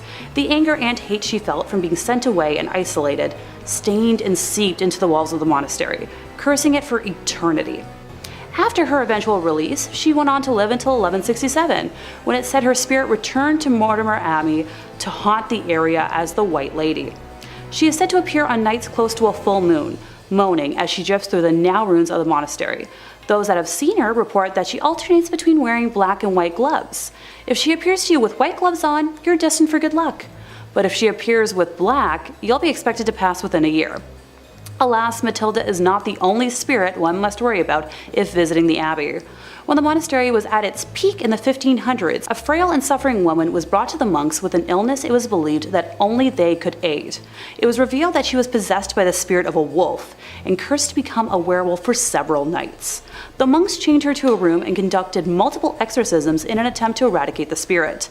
The monks were able to exorcise the evil wolf spirit or demonic force out of the woman, but it then attached itself to the grounds and walls of the monastery. Several hundred years later, in 1884, a man named Roger Saboureau was hunting in the woods nearby when he was attacked by a large werewolf. He shot it multiple times, killing the creature, but when he returned home at dawn, he found the body of his wife bearing wounds matching those he had given the wolf. People say the spirit of Roger's wife and his own heartbroken spirit still wander the area when the moon is full. The abbey was exorcised by the church in 1921, but still remains haunted to this day. And coming in first place, we have the Abbey of the Black Hag, locally known as Monastery Galagduff, Please don't curse me for my pronunciation, St. Catherine's Abbey, or simply as Old Abbey. It's located roughly 2 miles east of the village of Shanagolden, in the townland of Old Abbey. Gee, can you tell where it got its name? One of the earliest recorded nunneries in Ireland, with its first official record being around 1298, it was built on land donated by John Fitzthomas, and has the typical layout for abbeys of its time, with a dining hall, cells, isolated meditation areas, and other rooms still able to be identified amongst the ruins today. During the 15th century, there was a major battle for supremacy in the area between the Earl Fitzgerald and the prestigious Butler family, of which the Earldom of Ormond belonged. It got to such an extent that the local bishop was known to pray for peace between the families at masses. During one of the nightly attacks, Earl Fitzgerald attempted to get his wife to safety, but as he was pulling her onto his horse, an arrow pierced her thigh, shattering the bone and spraying red bodily fluids. As he rode on, the Countess appeared to have succumbed to her injury, leading the Earl to seek sanctuary at St. Catherine's. The heartbroken man was certain his wife had passed, so he swiftly buried her beneath the altar and continued elsewhere to find safety. As the night went on, the nuns and residents began to hear hair-raising screams and made the decision to rebury the Countess in hopes of bringing her peace. When they dug up the body, they discovered her fingers were broken and her nails had been torn off. The poor woman had been buried alive, with a very slow and torturous end of her life. To this day, it is believed that the Countess has been unable to find peace and continues to scream in anguish, waiting for her husband to save her from a fate truly worse than death. Moving slightly ahead in time, we come to the Black Nun herself. Described as one in the order that wasn't content with being humble, helping others over herself, and the servitude to God, she instead craved power. The hag had her own cell, where she worshipped Satan and performed black magic, becoming a slave to the occult. This was the highest form of blasphemy in the church, and the other nuns in the order fled the abbey, while the hag remained in her now house of darkness. To complete her rituals, the Black Nun would venture into the local community and perform depraved, lewd acts and offer sacrifices, with bones of young community members later discovered on the grounds. In modern times, visitors have reported seeing the dark, shadowy figure of a nun wandering, the feeling of being constantly watched, and a disembodied hand reaching towards them.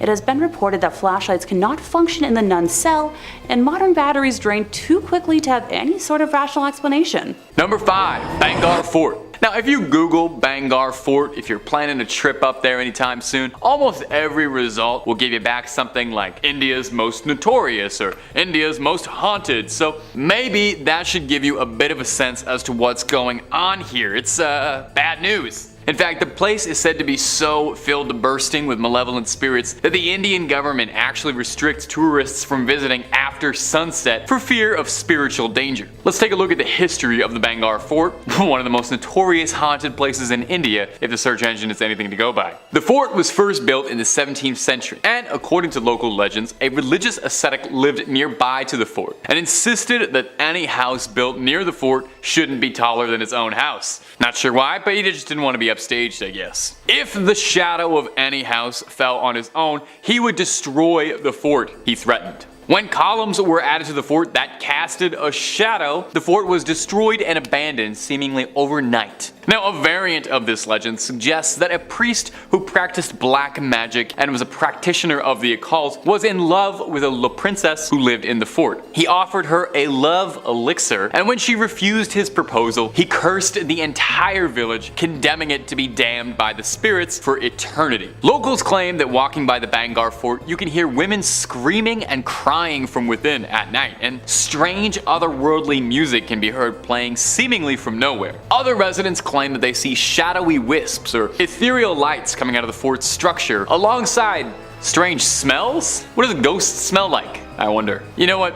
Don't let me know. That's maybe one that's better left not knowing. The reason for the ban after sunset is because local legends say that any person who enters the fort during the night will never be seen again and will become one of the spirits trapped inside. So maybe just stay within the guidelines and follow the signs just this once. And if you're looking for more videos about haunted hotspots, alien sightings, cryptids, creepy crawlies, and basically just about anything scary under the sun and above it, well, Top 5 Scary has all of that and then some. So click on through, subscribe, stay scared, and don't miss a single scream. But do that after you finish watching this video, okay? We worked hardish on it. Number 4, Tunnel 33. Shimla is said to be one of the most beautiful cities in the entire country of India and happens to also be home to some of the more haunted hotspots. Now this one in particular might not be as scary as some of the other ones in this list. I thought maybe I'd give you a little break before we really got into it. But this ghost has been described as a lot friendlier than your average spirit, more of a Casper, if you will. Tunnel 33 is the longest tunnel in the Kalka-Shimla railway track, built in the late 18th century in 1898. British railway engineer Colonel Balrog was the man in charge of constructing the project. Colonel Balrog, I'm pretty sure he was a Street Fighter character. Colonel Balrog was given a thin deadline and he failed to meet expectations for the tunnel, leading to him being humiliated in his career after the British government was understandably pretty upset with him. Distraught, completely despondent, he ended up taking his own life and was buried near the incomplete tunnel on the railroad tracks, where his spirit has remained ever since. Residents report seeing apparitions of the good colonel through the tunnel, sometimes saying they see him standing, admiring his work, riding his horse, or if you really believe some of the more out there stories, he's even been seen talking to tourists and locals as they pass through, asking questions about his tunnel and if the project is going well and if they're meeting deadlines. The poor guy is still so focused on his work all these years later. Take a break, man, for us, please. A phantasmal 15. You've earned it.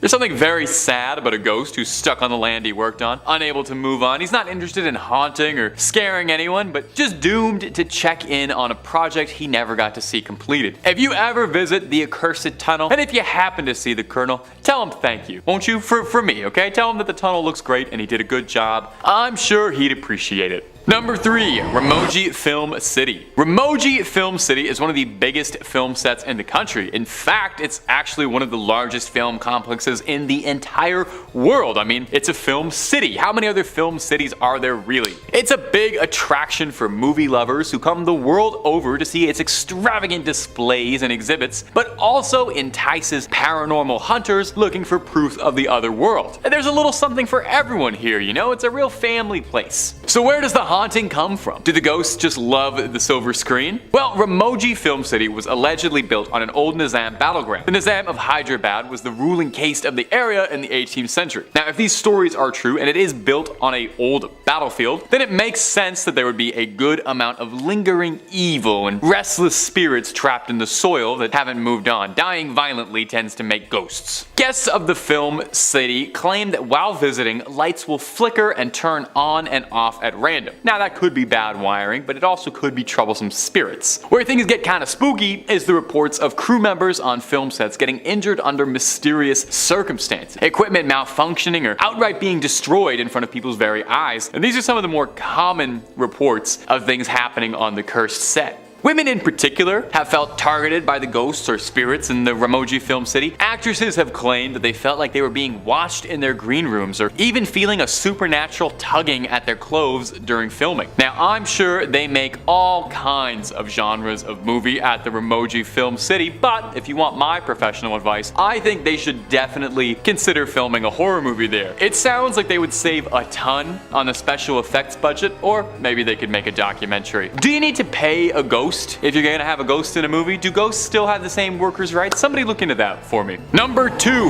the Charleville Mansion. We're headed back to Shimla for this next one. It sounds like if you're booking a trip to India to take in the sights and the spirits, Shimla is the #1 place to be. Beautiful and filled with ghosts. Once you're done checking out the tunnel, take a trip to the Charleville Mansion, said to be the home to an old poltergeist. It's a century-old abandoned fort built during the British rule, and its first owner was a British officer whose name has seemingly been lost to time. Probably something like Wilford Brimley, though that's a different guy. When the officer and his wife moved into the mansion in 1913, they were unaware of the rumors surrounding it, and they just thought they were getting a great deal on rent. A previous owner had already fled the property because of the hauntings that had taken place. They say that there was a ghostly figure that would slowly apparate in the middle of the night and would smash objects and throw them around the house. Now, despite this house being haunted, the officer himself didn't personally believe in ghosts. He wanted to test this theory of whether or not there was a poltergeist in his home, and so he locked all of the doors in his house and waited, just sat there twiddling his thumbs, tapping his feet, waiting for a ghost to approach. Well,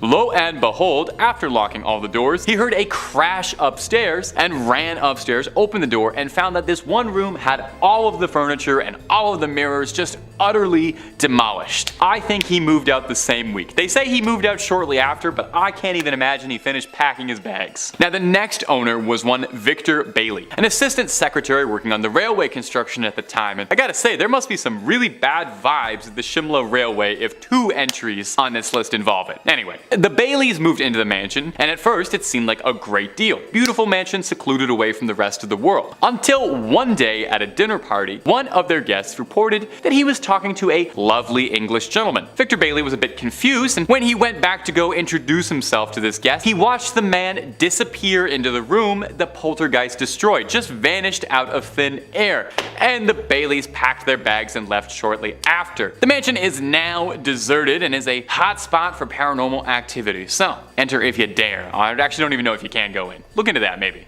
Number 1, Dumas Beach. We all love a good beach vacation. If you're looking for somewhere sweet to lay back while sipping on something sweet, India is full of some beautiful beaches. But we are not here to talk about anything lovely, okay? This isn't top 5 lovely, although that would be just delightful. I would love to work on top 5 lovely if we're ever gonna make that a channel. Maybe you guys are listening. We're going to Dumas Beach, located along the Arabian Sea in Gujarat. The first thing you'll notice about this beach that stands out is the black sand, which is already pretty unnerving. Most beaches don't look like that. The local folklore says that Dumas Beach used to be a burial ground for Hindu people, and as such, generations of spirits are ingrained into the sand. Building on this legend says that the reason for the obsidian-colored sand is years worth of cremated ash by the burning of the dead, eventually overtaking the sand on the beach. So, I don't know, if you're thinking about making a sand castle, maybe think twice about that. Maybe keep the flip-flops on too, okay? So what do people say about the spirits out there? Well, it's been said there's a negative aura present in the air, and even just while visiting, tourists and residents say they can feel this sense of dread that something is wrong immediately walking around there. Locals say that the spirits of the dead walk down the beach at night, and visitors claim to hear inexplicable voices, scary laughter, and crying. So if you want a nice, long, romantic walk down the beach in India, just keep in mind that you're gonna have a bit of an audience with you.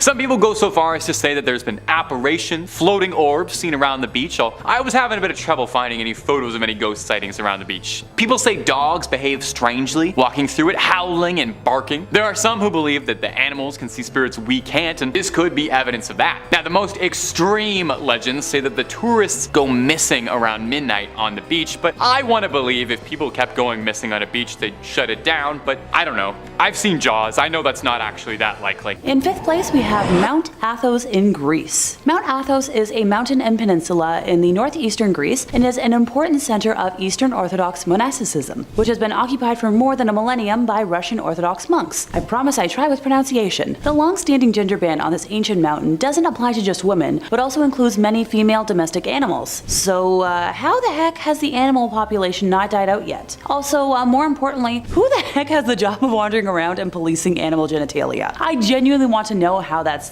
policed, because in my brain it's currently playing a very Looney Tunes skit and I'm cackling, as you can see. Does someone bring in fresh creatures from the mainland to help with the population? Sure, in the Jurassic Park universe all the dinosaurs are female, but that's entirely different because they're still able to procreate under monitoring and careful breeding, but males don't have the same nesting organs to make this a reality. Okay, fine, I'll get back on topic, but if anyone knows anything about how the heck this could be achieved, please let me know in the comments. Commonly known amongst Greeks as the Holy Mountain, the self-governed Mount Athos, which encompasses both the mountain and a peninsula in Macedonia, is accessible only via ferry and only to men with a special permit. If you want to visit the mount, the first step is to submit a copy of your passport to the Mount Athos Pilgrims Bureau. Each day, 100 Orthodox and 10 non-Orthodox male pilgrims are admitted for a 3-night stay in one of the peninsula's 20 monasteries. A centuries-old belief maintains that the presence of females inhibits their path to the spiritual enlightenment of the monks living there, amongst its, once again, 20 monasteries, and also to ensure celibacy, which I would understand if it weren't also for the ban on female animals. For crying out loud, folks, if you take a vow of celibacy, your willpower should be enough, or maybe it ain't for you if you can't control yourself around a woman. I'm gonna start screeching about sexist dress codes for the same reasons if I don't watch myself. Fun fact, over the years, a handful of women have been successful in sneaking onto Mount Athos's forbidden to female shores, including a French writer who reportedly underwent a double mastectomy in order to disguise herself as a monk in the 1920s, and more recently, 4 Moldovan women who illegally entered Greece and accidentally ended up there. Backtracking really quickly, it was first invaded in 382 by the Placentia, the daughter of the Emperor Theodosius. Greek journalist Malvina Karali was the latest woman to break the ban and enter onto the territory of Mount Athos, when, as she claims, she entered the sanctuary dressed as a man in the 1990s. Atta girls. In 4th place, we have the Galaxy Water Park in Bavaria. Alrighty, so this might not be as terrifying as some of the other places on this list in the, I fear for my life or men are doing scary things type of way, but just stay with me here. One of Europe's largest and most popular water parks, which is part of the sprawling Therme Erding sauna complex near Munich, banned women from one of its high-speed slides because owners determined it to be causing, intimate injuries. According to a park official, at least 6 women suffered injury to their genital area on the extreme phaser slide, in which participants can reportedly hit speeds up to 45 miles per hour. Pardon me while I pick my jaw up off the floor. For starters, as someone with the genitalia referred to, I'm wondering how the heck the other genitalia, which to my knowledge is more sensitive upon impact, surviving, without being in the same amount of pain or worse. Come on, one bad soccer ball to the collapsible schlong and nuts and down goes the human. Whereas for those who possess the genitalia that isn't that, I can speak for experience that I can withstand that and not fall to my knees. So what kind of targeted water pressure hell does this slide have that people are getting injured from? Now, a park spokesman told an English language newspaper that it was working on developing a special bodysuit for women to prevent such mishaps in the future. According to a gynecological association that was referenced in the newspaper, however, there was no medical condition other than pregnancy that should prevent women from using such a slide. Yeah, I'm giving this water park some serious side-eye. Honestly, is there not some kind of overall health and safety thing that can come into play to fix this nonsense? In 3rd place, we have Saudi Arabia. If you're a solo female traveler looking to visit Saudi Arabia as a tourist, you'll have an easier time booking a trip to Mars. As of 2010, tourist visas to Saudi Arabia don't exist, and visas for business and to visit family are notoriously difficult for women to obtain. On top of that, women who travel to the country normally must be accompanied by a male relative in order to be granted entry. And even though some things have lightened over the years, Saudi Arabia isn't exactly a welcoming destination for women. Women just needing a man or government permission to do just about anything. Saudi Arabian women aren't even allowed to drive. Now, as a gal who watches WWE, this is something I've noticed before. When they started hosting events in Saudi Arabia back in 2014, women were not allowed to wrestle on those shows, not until 2019. At that first event in 2019, Lacey Evans, a wrestler who usually competes in a two-piece, very revealing outfit, wore a full black bodysuit instead of her normal ring attire, with a very large baggy shirt over top due to the country's conservative dress policy. This became the norm for women's matches until 2021, when women were allowed to customize their bodysuits but still had to wear the baggy shirts. Crown Jewel of 2021 was also the first show to feature more than one women's match. It was only in 2022 when women were able to ditch the baggy shirts, but to this day still have to wear the one-piece outfits. Was this a long way to compare the portrayal of women and their rights in North America versus Saudi Arabia? Yes, but was it also the easiest and most factual way I knew how? Also yes. In 2nd place, we have the sacred Japanese island Okinoshima. Okinoshima is an island 60 kilometers off of the coast of Kyushu in the Genkai Sea. I swear I looked up how to pronounce these things, so if I get it wrong, blame the interwebs. With its remote location, steep cliffs, primeval forests, and almost no infrastructure other than a simple port, it doesn't exactly look like the most welcoming place at first glance. But the island apparently has a lot going for it, even though the only official inhabitant of Okinoshima is a single Shinto priest tending to the island's shrine, which is alternatively known as Okitsugu, part of the Munakata Taisha Grand Shrine complex spread across a total of 2 islands and the Kyushu mainland. Pardon me, it's a series of priests who spend 10-day intervals on the almost deserted island, but always one at a time. They have 2 jobs, hey, just like most of us in this economy. One is to chant prayers to Tagorohime, daughter of the sun goddess Amaterasu, one of the most important deities in the entire Shinto pantheon. The second is to make sure that no woman ever steps foot on the island. Not to sound like a broken record, but I've worked less stupid jobs, and that's saying something. I'm a workaholic performer, so when I say my resume is as long as my arm, me calling a job stupid means something. Women are strictly prohibited from landing on Okinoshima, and the actual cause of which isn't fully understood. Some say it's because of women's links to menstrual fluid, which is considered impure by some Shinto schools of thought. Other theories say that women aren't allowed on Okinoshima to protect them, as some Japanese goddesses have been known to be distrustful of potential rivals. In the past, artists specializing in image of Benzaiten, the syncretic Japanese goddess of beauty, music, and love, were actually advised not to marry so as to not make the deity jealous about them having another woman in their lives. But there are no such stories about Tagorohime, and allegedly she isn't even the most important deity in the neighborhood. The whole of Okinoshima is. So all you've got is the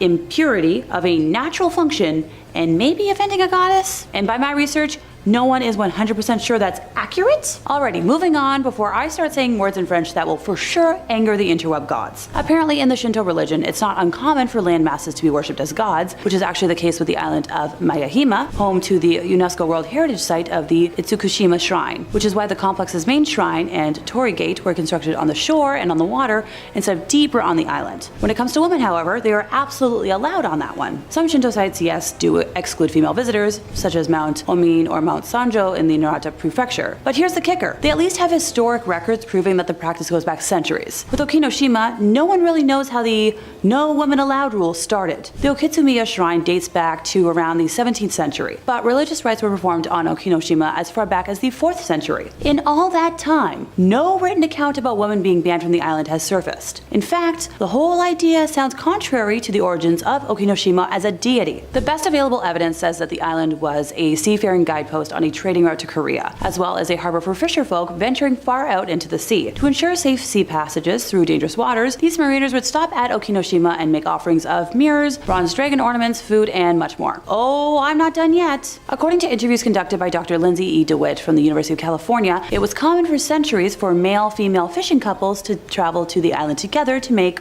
offerings. It's not clear when that changed, but it did. Starting around the Edo period, so between 1603 to 1868, Okinoshima became off-limits to women. That's a smidge too recent in history, ergo me making a face right now. A little bit suspicious. Fun fact, there used to be a tradition of allowing 200 men onto the island on May 27th every year, but only after they stripped naked and underwent a sacred rite of ablution that they could never ever talk about in detail whatever they saw on that day. But after Okinoshima became Japan's 21st UNESCO World Heritage Site in 2017, the ceremony was cancelled indefinitely. Fascinating sidebar. During that annual event, every man admitted to Okinoshima was forbidden from removing anything from the island. I'm talking no pebbles or talking about what they saw or experienced there. Here's the fun historical thing though. Huge archaeological expeditions in the past have removed much more than pebbles from the island. Currently, the Munakata Taisha Shrine Museum in Kyushu houses 80,000 precious artifacts, including bronze mirrors, beads, and shards of glass, presumably brought to Japan by way of the distant Silk Road, which were all taken from Okinoshima. And yet the island is still standing, so maybe the gods would also be fine with female visitors? Just saying. In first place, we have the La Rinconda gold mine.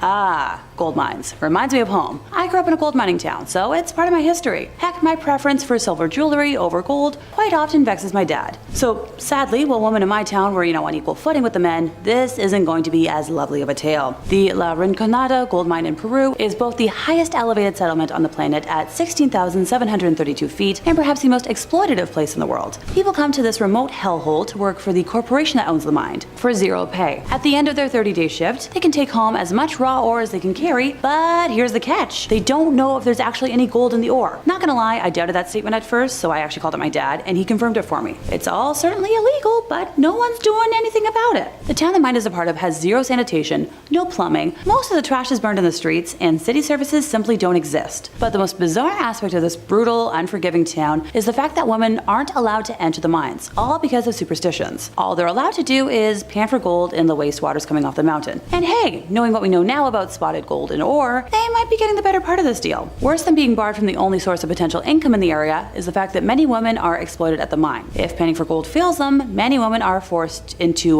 schmex work, including underage folks. Okay, no trips to Peru anytime soon. Noted. Coming in at number 5, we have Omni Shoreham Hotel in Washington, D.C. The Omni Shoreham Hotel was built in 1930 by the owner of a construction company. One of the hotel's major financial partners was Henry L. Doherty, who later lived in the hotel with his family but left soon after his daughter died in what is known as the Ghost Suite. Although there is a haunted past with the hotel, it does hold many luxurious events. Franklin D. Roosevelt even held his first inaugural ball here, and many balls have been held here since. When Henry L. Doherty lived at the hotel, he occupied Suite 870. They moved into the hotel with their maid, Juliet Brown. One night at 4 a.m., Juliet woke up feeling unwell. She rang the front desk but unfortunately died before she could speak with anyone. Not long after this happened, Henry's wife and daughter also passed away in the same room. The cause of them passing is unknown. After this unfortunate string of events, Mr. Doherty moved out of the hotel. The apartment was then unoccupied for over 50 years. The Doherty apartment was since renovated into a hotel suite. However, since this was reopened, there have been a number of weird happenings. Guests soon reported hearing faint voices and witnessed doors closing and opening by themselves. Televisions as well as lights would also turn off and on by themselves, strangely all around 4 a.m. at the same time it's believed Juliet passed away. Some occupants also said that they came back to the room with the furniture rearranged. If you do ever find yourself at this hotel, do not stay in the Doherty suite. Coming in at number 4, we have Admiral Fell Inn in Maryland. The inn has 8 buildings which date back to the late 1700s. Before becoming an inn, the building had many different uses, including a ship chandlery, a vinegar factory, a YMCA, a boarding house for actors, and a sailor's lodging house. In 1900, Fells Point was a rough place. It was full of sailors, mobster hangouts, illegal gambling halls, brothels, and sailors. A Christian boarding house and recreational center then opened, which was called the Anchorage, and the building is now the central structure of the Admiral Fell Inn. In the early 1900s, a lot of death was seen here. Mercy nuns would try to treat wounded sailors in the main building, but there was only so much they could do and many died. In 1985, it was renovated into a 38-room bed and breakfast and renamed the Admiral Fell Inn. 1996 brought upgrades and expanded it into the 80-room hotel that it is today. The inn is considered to be the most haunted place in Maryland, with many sailors even dying from their wounds or taking their own lives here. There may also be a number of mob victims who passed away here due to the dangerous past. One room is particularly dangerous, room 413. This room was the scene of a ghastly murder in 1999. Christopher Jones, an out-of-town guest attending a pharmaceutical convention, was killed by Gary Mick. Some of the hotel's housekeepers often get a strange feeling when they clean the room, and others refuse to go in it at all. Some feel a breeze or a hand resting on their shoulder. Others have experienced sudden cold spots and shadows darting around the room. People have also seen floating sailors sitting where a fire escape once was. Others hear knocking on their doors from butlers who once were.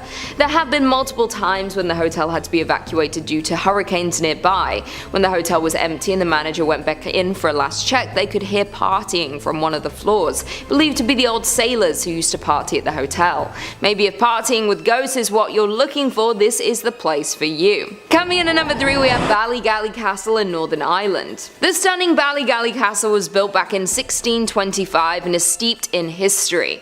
The original castle served as a place of refuge for the Protestants during the Civil Wars. During that time, it was handed down from fathers to sons, and in 1799 it was passed to William Shaw, the last squire of Ballygally. In the early 1800s, the Shaw family lost their wealth and the estate was sold. The castle sits on a beach in Northern Ireland. It has apparently been dubbed the jewel in the Hastings crown. It is reported that while William Shaw and his family lived in the castle, a lot of sinister things happened. William Shaw was driven mad, desperate for his wife to give him a male heir to carry on his legacy. When Lady Shaw did not deliver him a son, he locked her up in a tower at the top of the castle. There are 2 stories about what happened next. One claims that Lady Shaw fell to her death while attempting to escape, while the second goes that William pushed her from the tower. I am tempted to believe the second personally, since then it is said that over 400-year-old ghost still roams the grounds, looking for her beloved children who she was separated from. She has her own dedicated room at the hotel to try and contain the hauntings, but there have still been hauntings with guests. She has been seen wandering the grounds late at night. Others have heard her crying from within their room or feeling a presence that is watching over them. This is not a hotel you should visit with your children. If she mistakes you for one of her lost girls, there's no telling what she might do. Coming in at number 2, the Hay Adams, Washington, D.C. The Hay Adams Hotel is only 1,000 feet from the White House and known as the closest you can get to the White House without an invite. The hotel is located on the site where the 1885 homes of John Hay and Henry Adams once stood. In 1927, a property developer bulldozed the homes to build a 138-room residential hotel. Hotel magnate Julius Manger purchased the property in 1932 and changed the name to the Manger Hay Adams Hotel. He owned the hotel until his death. Manger died in this residential suite within the hotel. The ornate ceiling was the last thing he saw. This is not the first death on the land that the Hay Adams stands on. Adams' wife Marion Hooper Adams took her own life on the site in 1885. In a fit of grief, Henry Adams destroyed all of Marion's things, including her photographs and papers. It is believed by many that Henry had a mistress, and maybe that contributed to Marion's depression. Henry and Marion are buried together under a monument called Grief. Staff of the Hay Adams Hotel Hotel complained that the ghost of Clover is most active during early December, the anniversary of her death. Reports of doors mysteriously opening and closing on their own, a woman crying softly, and voices of sorrow coming from apparently nowhere. Some housekeepers have also experienced being hugged by an unseen presence. The hauntings do not stop it from being the most popular hotel in Washington and has hosted many a politician, including the Obamas before inauguration. Just be aware, if you do stop by, you may get a hug from the spirit of Mrs. Adams. And finally, in at number 1 we have the Marshall House in Savannah. The Marshall House was opened in 1951 by Mary L. Marshall on Broughton Street in Savannah's premier shopping district. It is the oldest hotel in the area, being one of the only houses specifically built to be a hotel. It is a beautiful hotel considered by architectural historians to be the finest structure Mary Marshall ever built. Although it started as a beautiful structure and still is to this day, it has had its share of death and horror. During the Civil War, the Marshall House was occupied by the Union and used as a hospital until the end of the war. It was also used twice more as a hospital during the yellow fever epidemics of the 19th century. When it came to restoring the house in the late 1900s, they discovered human remains under the floorboards. The house became a crime scene, but they soon discovered that the downstairs room was used as the hospital surgery room. It is believed that the remains of limbs that had been amputated during the war were discarded underneath the house. Since the bones were disturbed there have been numerous claims of hauntings within the home. Paranormal activity is a frequent occurrence around the hotel to this day. If you choose to stay there, you might notice the faucets turning on and off, lights that inexplicably flicker, electronic items powering themselves, toilets suddenly overflowing for no apparent reason, and disembodied voices that echo throughout the halls. One guest recalled, "A room to be wary of, 306. The loud hall noises in the middle of the night happened on the 4th floor where we just happened to be staying. I've lived in many haunted houses, but Marshall House creeped me out completely. I loved it there, but I could not rest. Yes, it is old and noisy, but there's way more going on there than meets the eye. But what else can you really expect from a city built on top of dead bodies? If you want to sleep through the night, Marshall House is not the hotel for you." Number 5 on this list is Abbaye de Mortemer. This abbey is located in the French town of Mortemer in the Normandy region and has a deep history to it. In the mid-1500s, this was a prosperous area filled with a bunch of monks. It was a growing town that was one of the most successful in the region. This didn't last too long though. When the 1700s struck, things changed quickly. The men who were funding this town grew greedy and cared little for the people that were living there. The abbey itself started to deteriorate and the monks began moving out. Soon it was a shell of its former self and only had 4 monks that it housed. This wasn't the end though, because in 1789 this abbey saw the worst horror of its history. The French Revolution was at its height and sweeping its way through France. Religion was completely out of favor, and that meant the 4 monks that were living there were also out of favor. When the revolutionaries got to this location and found these monks, they didn't hold back. They took them into the cellar of this abbey and brutally massacred all 4 of them with no provocation. People think that this was one of the main incidents that caused this place to become one with the spirits. Since then, many ghostly sightings have been reported at this spot. One of the most famous stories was in World War II. A British paratrooper landed in the forest nearby and was spotted by the Germans. He thought he was doomed for until a monk appeared out of nowhere and guided him to safety. It's believed that this is one of the spirits of the dead monks still trying to help those in desperate need. One of the most famous ghostly legends is the woman in white who wanders the grounds. This ethereal being floats through the area and was even photographed once before. Her origin is currently unknown, but it seems that after the monks were killed, this area became home to not only their spirits, but many.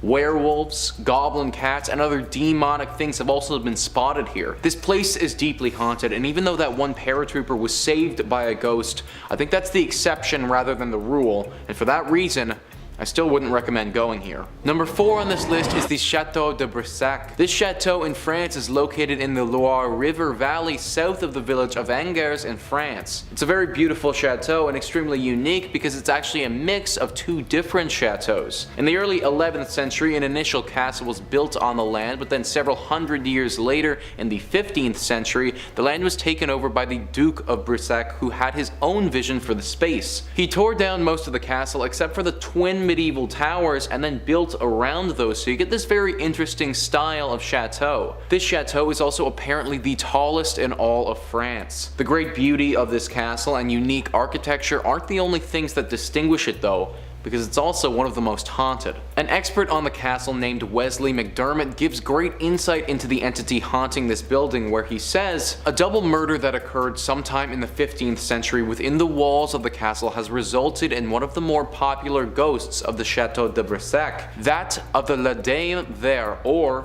Green Lady. The current residents, the Duke of Brissac and his family, have become accustomed to her roaming the rooms, but she has scared many a guest. She's often seen in the tower room of the chapelle wearing her green dress. What's most terrifying, however, is her face. If she looks at you, you'll see that her face has gaping holes where her eyes and her nose should be, resembling a corpse. As well as her sighting, her moans are often heard throughout the castle in the early hours. After researching this, I found that Wesley was correct, and there is no end to the stories and encounters people have had with this Green Lady. I honestly do recommend going to this castle to look at its beautiful exterior. Going inside, though, is something that I wouldn't do. Number 3 on this list is Grès-les-Bains. This is a commune that is in the southeastern part of France. The reason why this town is so haunted is because of all the conflicts that have taken place there over the years. If you name any significant war that has happened within France, it's most likely that at some point or another, a battle was fought at this place. This has caused a lot of untimely death of soldiers and also the civilians who were living there. All of this death has left some spirits behind and made it so that this town is deeply haunted. Even though this is a town, the area that is most haunted seems to be located close to the castle at the top of this town. The reason that I say at the top is because this is a mountaintop village, and the way that this town is laid out has the castle right at the zenith. Therefore, everything is cascading down from this haunted castle that towers over the rest of the residents. There isn't one ghost who lays a rule to this town, but a collection of ghostly spirits. It's said that if you walk around the castle at nighttime, then many voices will start to speak out of thin air. Shadows will dance on the walls as if someone is around you, but once again there'll be nothing. People also report having a deep sense of uneasiness when they're in this area and feel unwanted. The ghosts here don't sound as dangerous as some of the other ones, but I still don't recommend checking this place out. Number 2 on this list is Chateau de Blain-de-la-Tour. This is a castle that is located directly in the village of Blain-de-la-Tour. This castle certainly isn't the most ornate in nature. It looks to prioritize functionality over beauty. This was largely because its main use was during the 100 Years' War, and the French wanted to make sure it wouldn't get captured by the British. This castle is very unique with its haunting. It's always haunted by one specific ghost, which I'm going to get into, but on one particular day of the year, this place goes off the rails with paranormal activity, and it's this event that has given the castle the title as the most haunted castle in all of France. At midnight on All Saints' Day, which is on November the 1st, it's said that a plethora of phantoms will fly out and circle around the tower of this castle. They will scream and wail and cause a major ruckus. People have also said that these wailings feel inherently sinister in nature, almost as if these ghosts are driving people away from this place. Reports have also said that chains can be heard smashing against the walls, and screams from below in the tower are heard as if people are locked up there. This event only takes place on November 1st at midnight though, and is now part of the lore and culture around this village. On a regular day, this castle isn't completely without ghostly apparitions though. The ghost of the master of the castle from the 11th century walks throughout in a bloodied outfit. It's said that he was murdered with a dagger, and that his spirit walks around to this day still holding that same dagger which killed him. Number 1 on this list is Chateau de Bonneguil. This castle is located in Saint-Front-sur-la-Masse and was built in the medieval ages. It's decently well kept considering how old it is today. As with most castles that were built around that time, this one played a critical role in the 100 Years' War. It's said that it was fought over multiple times and retaken by both sides multiple times as well. Aside from its deep history, reports of a potential haunting have run rampant all throughout France. In fact, people were so convinced that a spiritual presence was living here that a team went to go investigate it. This group of paranormal experts went in and made some startling discoveries. They said that when they got there, the thing that they noticed and detected the most was the sensation of somebody touching their shoulder, as if somebody was right behind you and had their hand just on one of your shoulders. This went hand in hand with a sensation of burning. Apparently the burning didn't have them in pure agony, but they were all reportedly uncomfortable for sure. The temperature changes didn't stop there either, because it also got incredibly cold cold all of a sudden. Creepy noises, loud shouts, and a very guttural and deep moan that echoed throughout the castle were all things that this group had reported as well. Nobody knows who or what ghostly spirit is causing these occurrences, but it's clear that something isn't quite right about this French chateau. McCamey Manor. Alrighty, before somebody yells at me, yes, this place does market themselves as a haunted house, or to quote the founder Russ, a survival horror performance house, and they're currently offering 20 grand to anyone who can survive 10 hours of their games. Granted, if you curse or fail a challenge, $500 gets removed each time. Also, I've had a personal vendetta against them for almost 10 years now, and that's about to come into play. Founder Russ McCamey, a former Navy seaman turned haunted attraction enthusiast, doesn't accept any kind of money for this unique experience. Payment is simply a can or bag of dog food. There is a screening process first. Participants must produce a doctor's note, sign a 40-page waiver, pass a background check and drug test, and be screened via FaceTime. A guide has testified that the 40-page waiver signed by participants lists possible risks, that include having teeth extracted, being tattooed, and having fingernails removed. If I didn't already hate the place enough, that does it for me. That's just unnecessary torment. It originally operated in San Diego, but neighbors petitioned to have it run out of the area due to the noise and unsafe attention it brought them, and were successful. There's a total of 3 locations now. Nashville, Tennessee, and Huntsville, Alabama are the 2 that we're going to be talking about though. At the Tennessee location, guests must be 21 or older, or 18 with parental consent, while the Alabama location only allows ages 21 and up. The tour lasts from 8 to 10 hours, but no guest has ever made it all the way through. Now, McCamey originally did not allow safe words for the tour, but has since reportedly allowed them, with guests having the option to use a safe word that ends the tour immediately. The house operates year-round, and there is allegedly a waiting list of over 24,000 people. I just want to know why. During the tour, employees of the manor may physically attack patrons, waterboard them, force them to eat and drink unknown substances, have them bound and gagged, and engage in other forms of physical and psychological anguish. I'm forgetting something. Oh, don't remind me. Oh, right. Participants may also be drugged during their experience. And hey, if that wasn't enough ick for anybody, make sure to remember to smile for the camera while you're enduring this hell. McCamey started filming everything that happened inside the manor as an insurance policy, so he'd have proof of what really happened anytime law enforcement came a-knockin'. In addition, each contestant's experience is live streamed to a Facebook audience of close to 30,000 people. If that's your idea of entertainment, there's a large archive of footage on the official website. So far, no one's been able to escape, and I'm pretty sure everybody leaves with some sort of imprint on their psyche. So big pass from me. Hey, what's creepier than an abandoned schoolhouse with a truly terrifying history? It's hard to think of anything. The Den Schoolhouse is a haunted house attraction set in an actual super spooky haunted house that changes every year, meaning visitors never know what to expect. Imagine a place where the boundary between the living and the dead kind of blurs a little bit, where your heart races and reality morphs into a realm of terror. Nestled in Cincinnati, Ohio, this haunted attraction is not for the faint of heart. The schoolhouse derives its chilling name from a grim past. Once an actual schoolhouse in the early 1800s, it turned into a grim tale of horror and disappearances. Students vanished without a trace, their fate shrouded in mystery. Legends claim that the school's janitor, Charlie, harbored a sinister secret in the basement. Today, the Den Schoolhouse stands as a spine-tingling haunted attraction, drawing brave souls from far and wide. From the moment you step inside, the atmosphere is thick with dread. Dimly lit hallways echo with the distant cries of restless spirits, and you're enveloped in a world where the line between reality and the supernatural blurs. The Den Schoolhouse's sinister reputation stems from its commitment to immersive horror. As you navigate its dark corridors, you'll encounter ghastly apparitions, menacing monsters, and grisly scenes that defy belief. The attention to detail is astonishing, making every room feel like a descent into madness. One of these standout features is the infamous basement, where the malevolent spirit of Charlie is said to dwell. The claustrophobic passages, punctuated by eerie lighting and bone-chilling soundscapes, make it an unforgettable, hair-raising experience. But what truly sets the Den Schoolhouse apart is the dedication of its performers. The actors are masters of their craft, immersing visitors in a chilling narrative that unfolds with each step.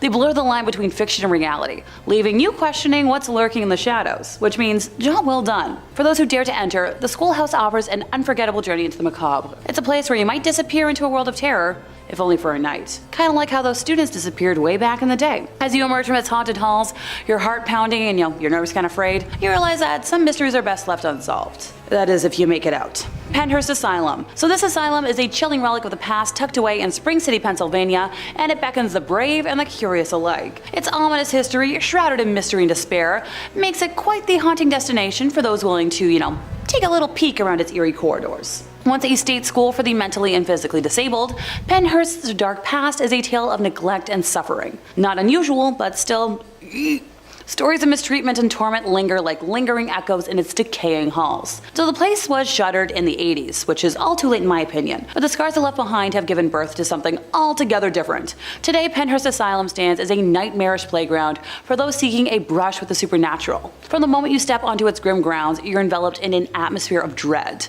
The abandoned buildings loom, their windows like vacant eyes watching your every move. Inside, the haunting begins. It's a maze of twisted passages, each more unsettling than the last. The flickering lights cast eerie shadows on peeling wallpaper and rusted beds, remnants of the institution's grim history.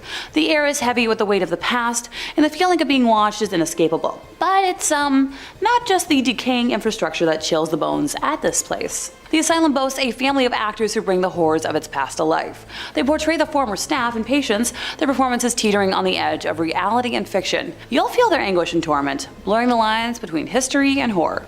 Well, that is if you make it out. One of these standout features is the infamous Mayflower Hall, known for its particularly intense paranormal activity. Here, visitors have reported unexplained phenomena ranging from whispers, shadowy figures, to unrelenting cold spots.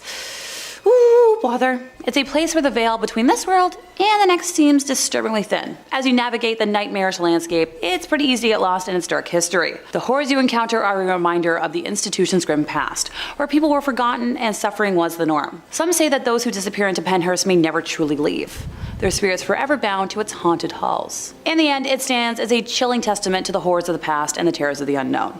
Eloise Psychiatric Hospital was a large complex located in Westland, Michigan that operated from 1839 to early 1982. It started out as a poorhouse and farm and eventually developed into an asylum, sanatorium, and hospital. It's had a lot of names over the years, so bear with me here. In 1832, it was called the Wayne County Poorhouse.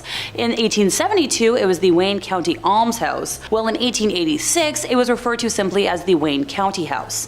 In 1913, there were three divisions: the Eloise Hospital, which housed, the mental hospital, the Eloise Infirmary, or the poorhouse, and the Eloise Sanatorium, which housed patients with tuberculosis, and all three were collectively called Eloise. Oh, that's not the end of the name changes. In 1945, it was named Wayne County General Hospital and Infirmary at Eloise, Michigan, which, bit of a mouthful. By 1974, it had two divisions, separating the Wayne County Psychiatric Hospital from the General Hospital. By 1979, it was officially called Wayne County General Hospital, with the Psychiatric Division closing in '82.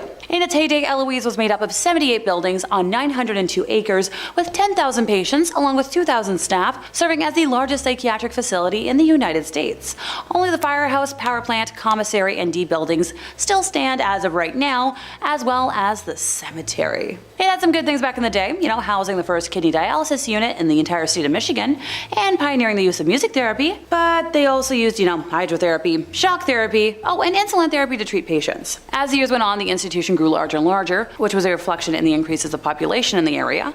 From only 35 residents in 1989, the complex grew to about 10,000 residents at its peak during the Great Depression. Now to talk about the ghosties. My favorite part.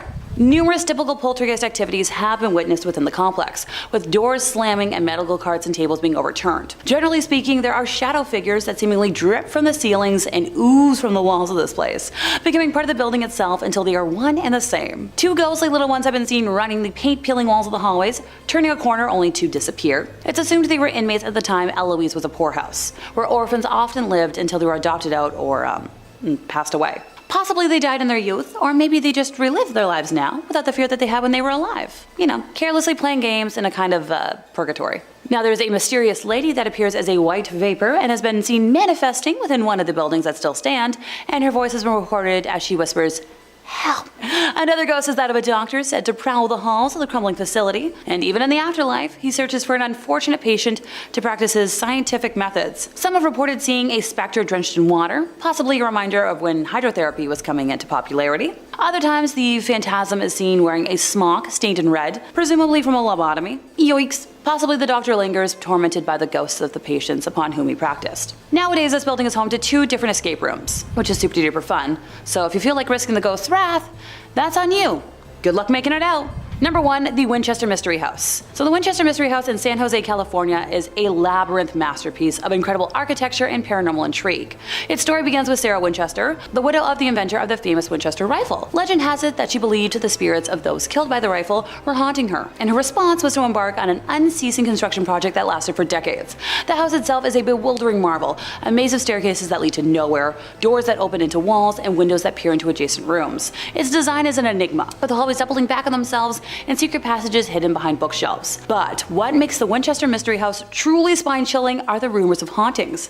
Visitors have reported ghostly apparitions, eerie footsteps, and unexplained cold spots. The layout adds to the unease, as one can easily become disoriented within its winding corridors. One of the most famous rooms in the mansion is the Seance Room, where Sarah herself is said to have communicated with the spirits. It's a place of both fascination and fear, with its ornate details and otherworldly purpose. Over the years, countless tales of visitors and employees experiencing unexplained phenomena at the house have added to its mystique. Some believe that Sarah's quest to appease vengeful spirits has left a lasting imprint on the mansion, making it a hotbed of paranormal activity. It's a place where the boundary between the living and the dead blurs. The Winchester Mystery House is a testament to the enduring power of mystery and the human fascination with the supernatural. After a 2-year hiatus from hosting Halloween events, they've been heavily promoting their latest attraction in time for this spooky season. And with a title like Unhinged Housewarming, it promises to be their scariest yet. Coming in at number 5, we have Bodie, California. Located up in the Bodie Hills in Monroe County, California near Yosemite, in 1859, 4 miners found a good place to look for gold in the hills near the California-Nevada border. Bodie died in a blizzard not long after, but a small mining town sprung up at their camp. The town was home to 10,000 people. Bodie was a mining camp in 1859 where people had seen gold in its hills. Eventually it turned to a well-populated town. Though, like most mining towns, it saw its peak, its losses, and then its decline. Fast forward to 1962 and the town would be fully abandoned. Although it already showed signs of decline with dwindling numbers at the start of the 20th century. A series of fires forced the last remaining residents to flee the town, leaving it almost exactly as it was in the early 1900s. Dinner tables are still set up, shops are still stocked with supplies, and restaurants are still poised to serve long-forgotten meals. Today, the 110 silent buildings sit spaced out for traffic and people that aren't there. Buildings such as a barbershop, a church, a mill, a morgue, and a leaning hotel is held up by a beam have been left untouched for 100 years.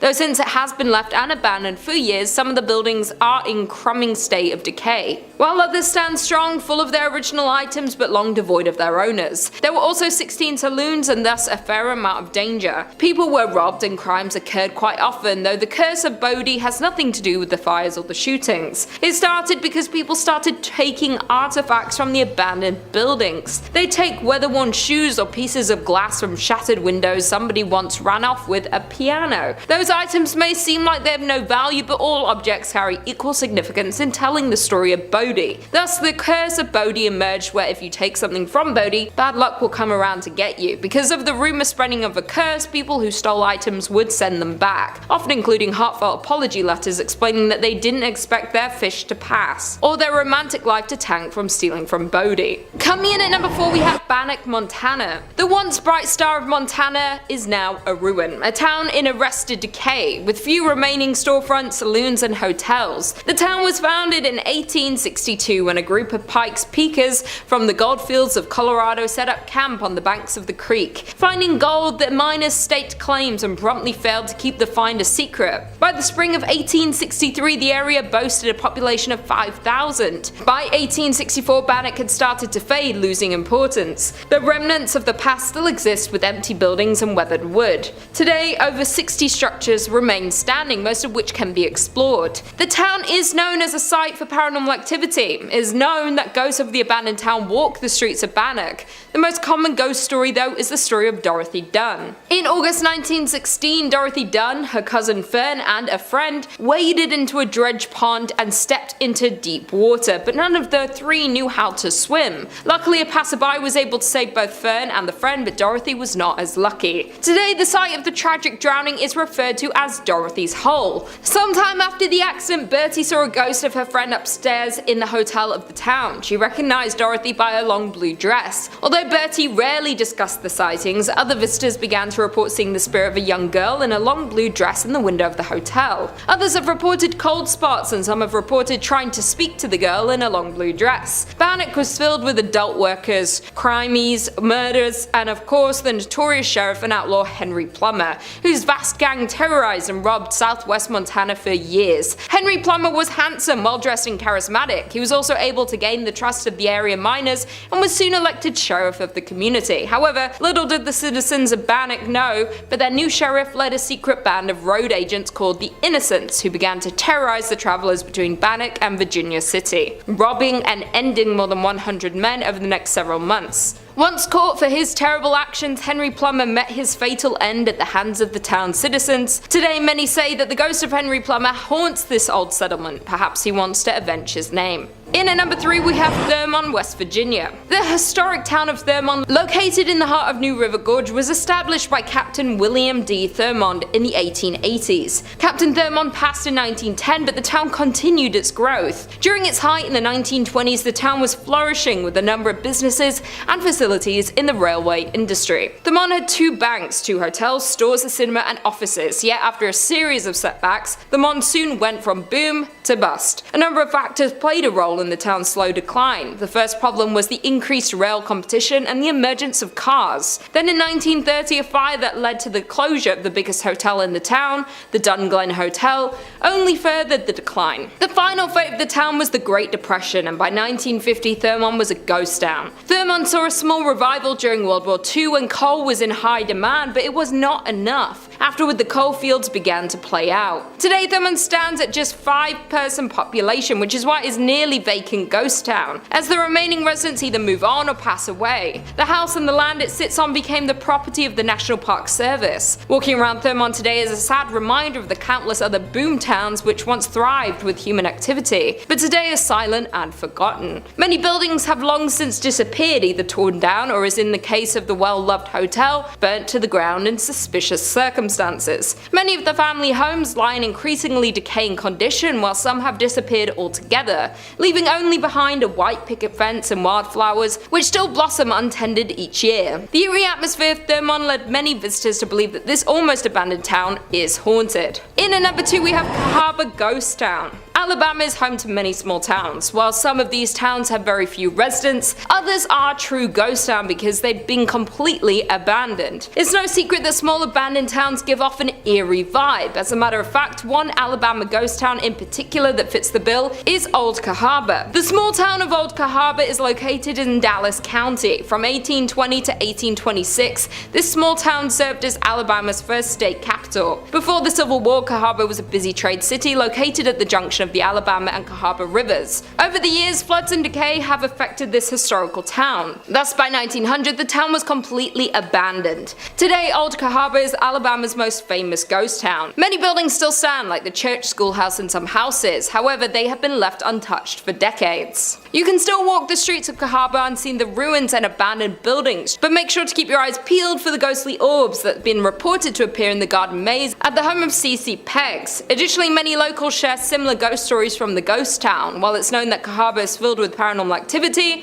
one groundskeeper that works at the new Cahaba Cemetery has reported hearing voices as they worked. While tourist groups claim to have recordings of unusual sounds, and others say they've captured unexplained lights or shadows in photographs. Another site that's reportedly haunted is the Barker House. This mansion was built in 1860 by Stephen Barker and contained slave quarters behind the house. After people started leaving the town in 1870s, the house was bought by Samuel McGurdy Kirkpatrick. It burned in 1935 and was rebuilt, but today it's in pretty bad condition. The only people usually left inside are paranormal investigators. Reports from said investigators include seeing a ball rolling across the floor on its own and a stuffed animal appearing to communicate with something else in the room. But the most well-known haunting in Cahaba is Peggs' ghost. Colonel Christopher Claudius Peggs was the leader of the 5th Alabama Regiment and was wounded leading a charge at the Battle of Seven Pines in Virginia in May 1862. He died from his wounds 2 months later on July 15th. As the story goes, the couple were walking behind Peg's home in the spring of 1862. As they walked, they spotted a ball of light. They tried to touch it, but their hands went right through it. It disappeared, but later came back and followed the couple. Due to all the mysterious crimes that happened in association to Peg, seeing an orb around his former house is considered a bad omen and possibly even a supernatural warning. And finally, in at number 1 we have Centralia, Pennsylvania. Located in a quiet valley of Columbia County, Pennsylvania, is one of the state's least likely and least publicized tourist attractions. Centralia, Pennsylvania once thriving with 14 active coal mines and 2,500 residents in the early 20th century. But by the 1960s, its thriving business and population hit a decline, and most of its mines were abandoned. Still at that point, over 1,000 people still resided in the town, and Centralia was far from dying until a coal mine fire began below. In 1962, a fire started in a landfill and spread to the never-ending coal tunnels that miners dug thousands of feet below the surface. And despite repeated attempts to extinguish the flames, the fire still burns to this day. 20 years after the fire started, however, Centralia, Pennsylvania began to feel the effects of its underground fire, as residents started passing out in their homes from carbon monoxide poisoning. The trees began to die and the ground turned to ash. Roads and sidewalks began to buckle. But some residents didn't want to leave despite the health risks. And for the next 10 years, legal battles and personal arguments between neighbors became the norm. The local newspaper even published a weekly list of who was leaving. Finally, Pennsylvania invoked eminent domain in 1993, by which point only 63 residents remained. Officially, they became squatters in houses they had owned for decades. In 2013, the remaining residents, which were fewer than 10, won a settlement against the state. Each was awarded $349,500 and ownership of their properties until they die, at which point Pennsylvania will seize the land and finally demolish what structures remain. Coming in at number 5, we have Castle Stewart. Magnificently situated on the Moray Firth near Inverness, the 5-star Castle Stewart is a sight to behold. A mere 7 miles from the heart of Inverness, Castle Stewart is an ideally located base from which to explore the scenic and historic Highlands of Scotland. Walk the battlements with the ghost of Charles I before he lost his kingdom and his head, or with Bonnie Prince Charlie the night before his tragic defeat at nearby Culloden Moor. The property was held by the Macintoshes but was given by Mary, Queen of Scots, to James Stewart, Earl of Moray. Moray was made regent for James VI but was later assassinated. During the time that Stewart lived in the castle for an unknown reason, local residents began to spread the rumour that the castle was haunted. To disprove the theory, James Stewart offered a reward to anyone willing to spend a night in the castle. A local minister accepted the challenge and stayed in a room at the top of the East Tower. Stewart was hopeful that once the minister told the people that the tower was not haunted, the word of the castle being haunted would not spread. The next morning, however, he was found dead in the courtyard with a look of terror on his face. It was never explained what had happened to him and no killer was ever found. At some point in the night, he had either jumped from the window of the tower or he had been pushed. This only cemented the fear that the castle was in fact cursed. From that day, the locals refused to enter the castle grounds. It lay dormant for around 300 years until it was refurbished and turned into the hotel that we know today. Guests who have stayed there since it reopened have experienced a number of hauntings. Staff have heard disembodied footsteps on the stairs at midnight, horrible screams, and the ghost of a headless man was seen prowling the corridors.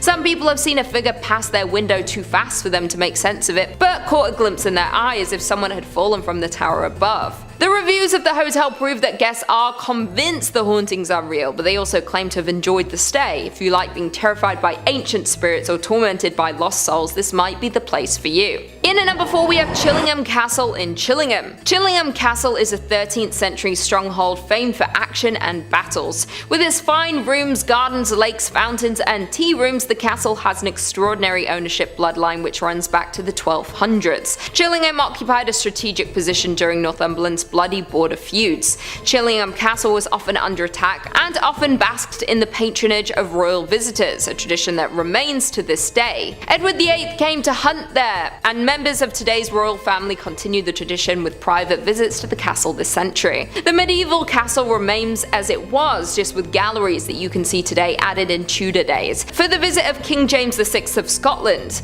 the castle is a dark past at the hands of the once owner John Sage. Once injured, he could no longer fight fight for the king. He begged to be kept on in some capacity. He was given the job of torturer and stepped into his new role with relish. It was said that he had a deep hatred for the Scots and little mercy, with over 7,500 men, women and children suffering an agonizing end at his hands. Often legs and arms were broken before they were thrown 20 feet down into the oubliette. With no way to escape, they were to eventually starve and pass away in pain and in fear. It was also said that John Sage met with an equally gruesome death after he accidentally killed a tribesman's daughter that he had been in love with. The father exacted his revenge and John was executed at Chillingham, with parts of his body being taken as souvenirs, a fitting end to a life dedicated to such cruelty. One of the most famous ghosts is the ghost of the Blue Boy, often witnessed by flashes of blue light or halo. These sightings settled down when two skeletons, one of a man and the other a young boy, were uncovered during renovation work. They even found documents with the remains dating back to the Armada. Who they were and why they were hidden remains a mystery. Some of the smaller hauntings guests reported including footsteps being heard walking around the rooms and the taps turning on by themselves. Another common sighting includes those of the Lady in White, who, after suffering from being poisoned, begged guests for water in the pantry. These are just a couple of the ghosts and hauntings around the castle. If you're brave enough to investigate, you might find a few more. In at number 3, the Swan Hotel in Suffolk. This luxury 4-star hotel is set in the middle of the historic Tudor town of Lavenham. In the heart of Suffolk, its oak-beamed interior makes for a cozy feel, giving guests a sense of stepping back in time. It's said that a housekeeper who once lived there back when the hotel was a thriving coaching inn back in the 19th century fell pregnant out of wedlock. The baby's father was happy to marry the lady under the circumstances and promised to look after them both. However, on the wedding day, the gentleman had second thoughts and left the pregnant lady standing at the altar.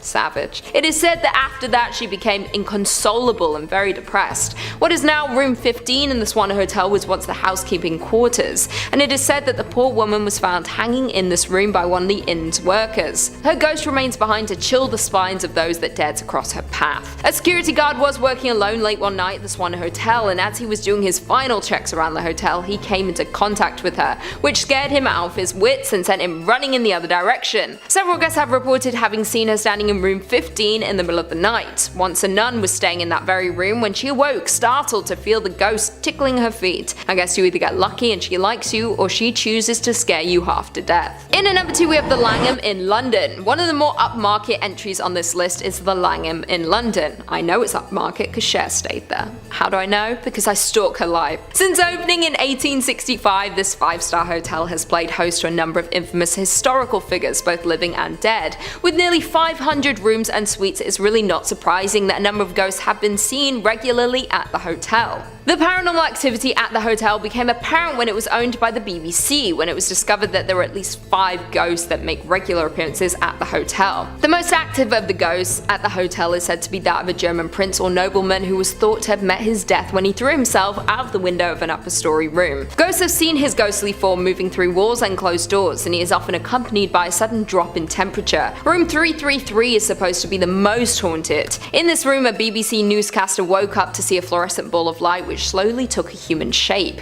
The apparition hovered 2 feet above the floor, the lower portion of its legs missing. It was dressed in an extravagant Victorian evening wear. The announcer tried to communicate with the ghost, asking what it wanted. The spirit slowly started to move towards the newscaster, arms outstretched, eyes empty. The announcer fled in distress to the safety of his co-workers and told them of this encounter.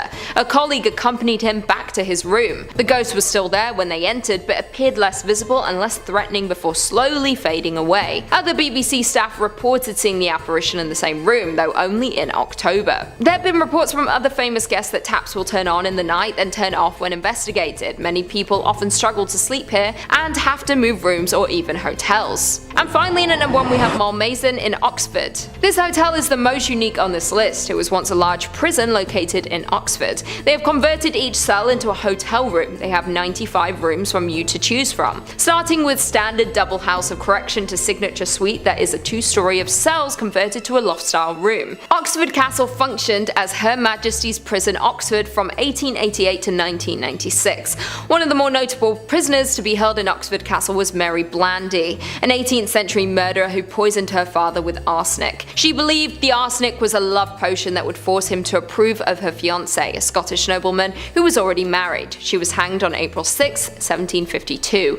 It's said that her spirit still roams the castle to this day. During the Victorian era, it wasn't uncommon for children to be imprisoned inside. The youngest inmate to be held inside Oxford Prison was Julie Ann Crumpling. She was just 7 years old when she was sentenced to 7 days of hard labor for allegedly stealing a pram. Perhaps the most terrifying report comes from one of the security guards who was on his nightly patrol. The security has long been very wary of the location and had experienced several things before such an unexplained sounds, bangs, and the usual phenomena. However, on one dark night when the guards was coming to an end of his patrol, when his dog stopped and shuffled quickly backwards, growling at something in front of him. It was then 2 large shadow figures appeared before him. As anyone would do, he ran as fast as he could. A few days later, his dog died suddenly. He believed he had been frightened to death. You can stay in rooms when prisoners were once tortured and even killed. Although the hotel has been fitted to be a rather comfortable boutique hotel, it does not erase the horrors that have occurred. Sometime in the 1970s, a group were carrying out a sentence in one of the cells when poltergeist activity suddenly erupted.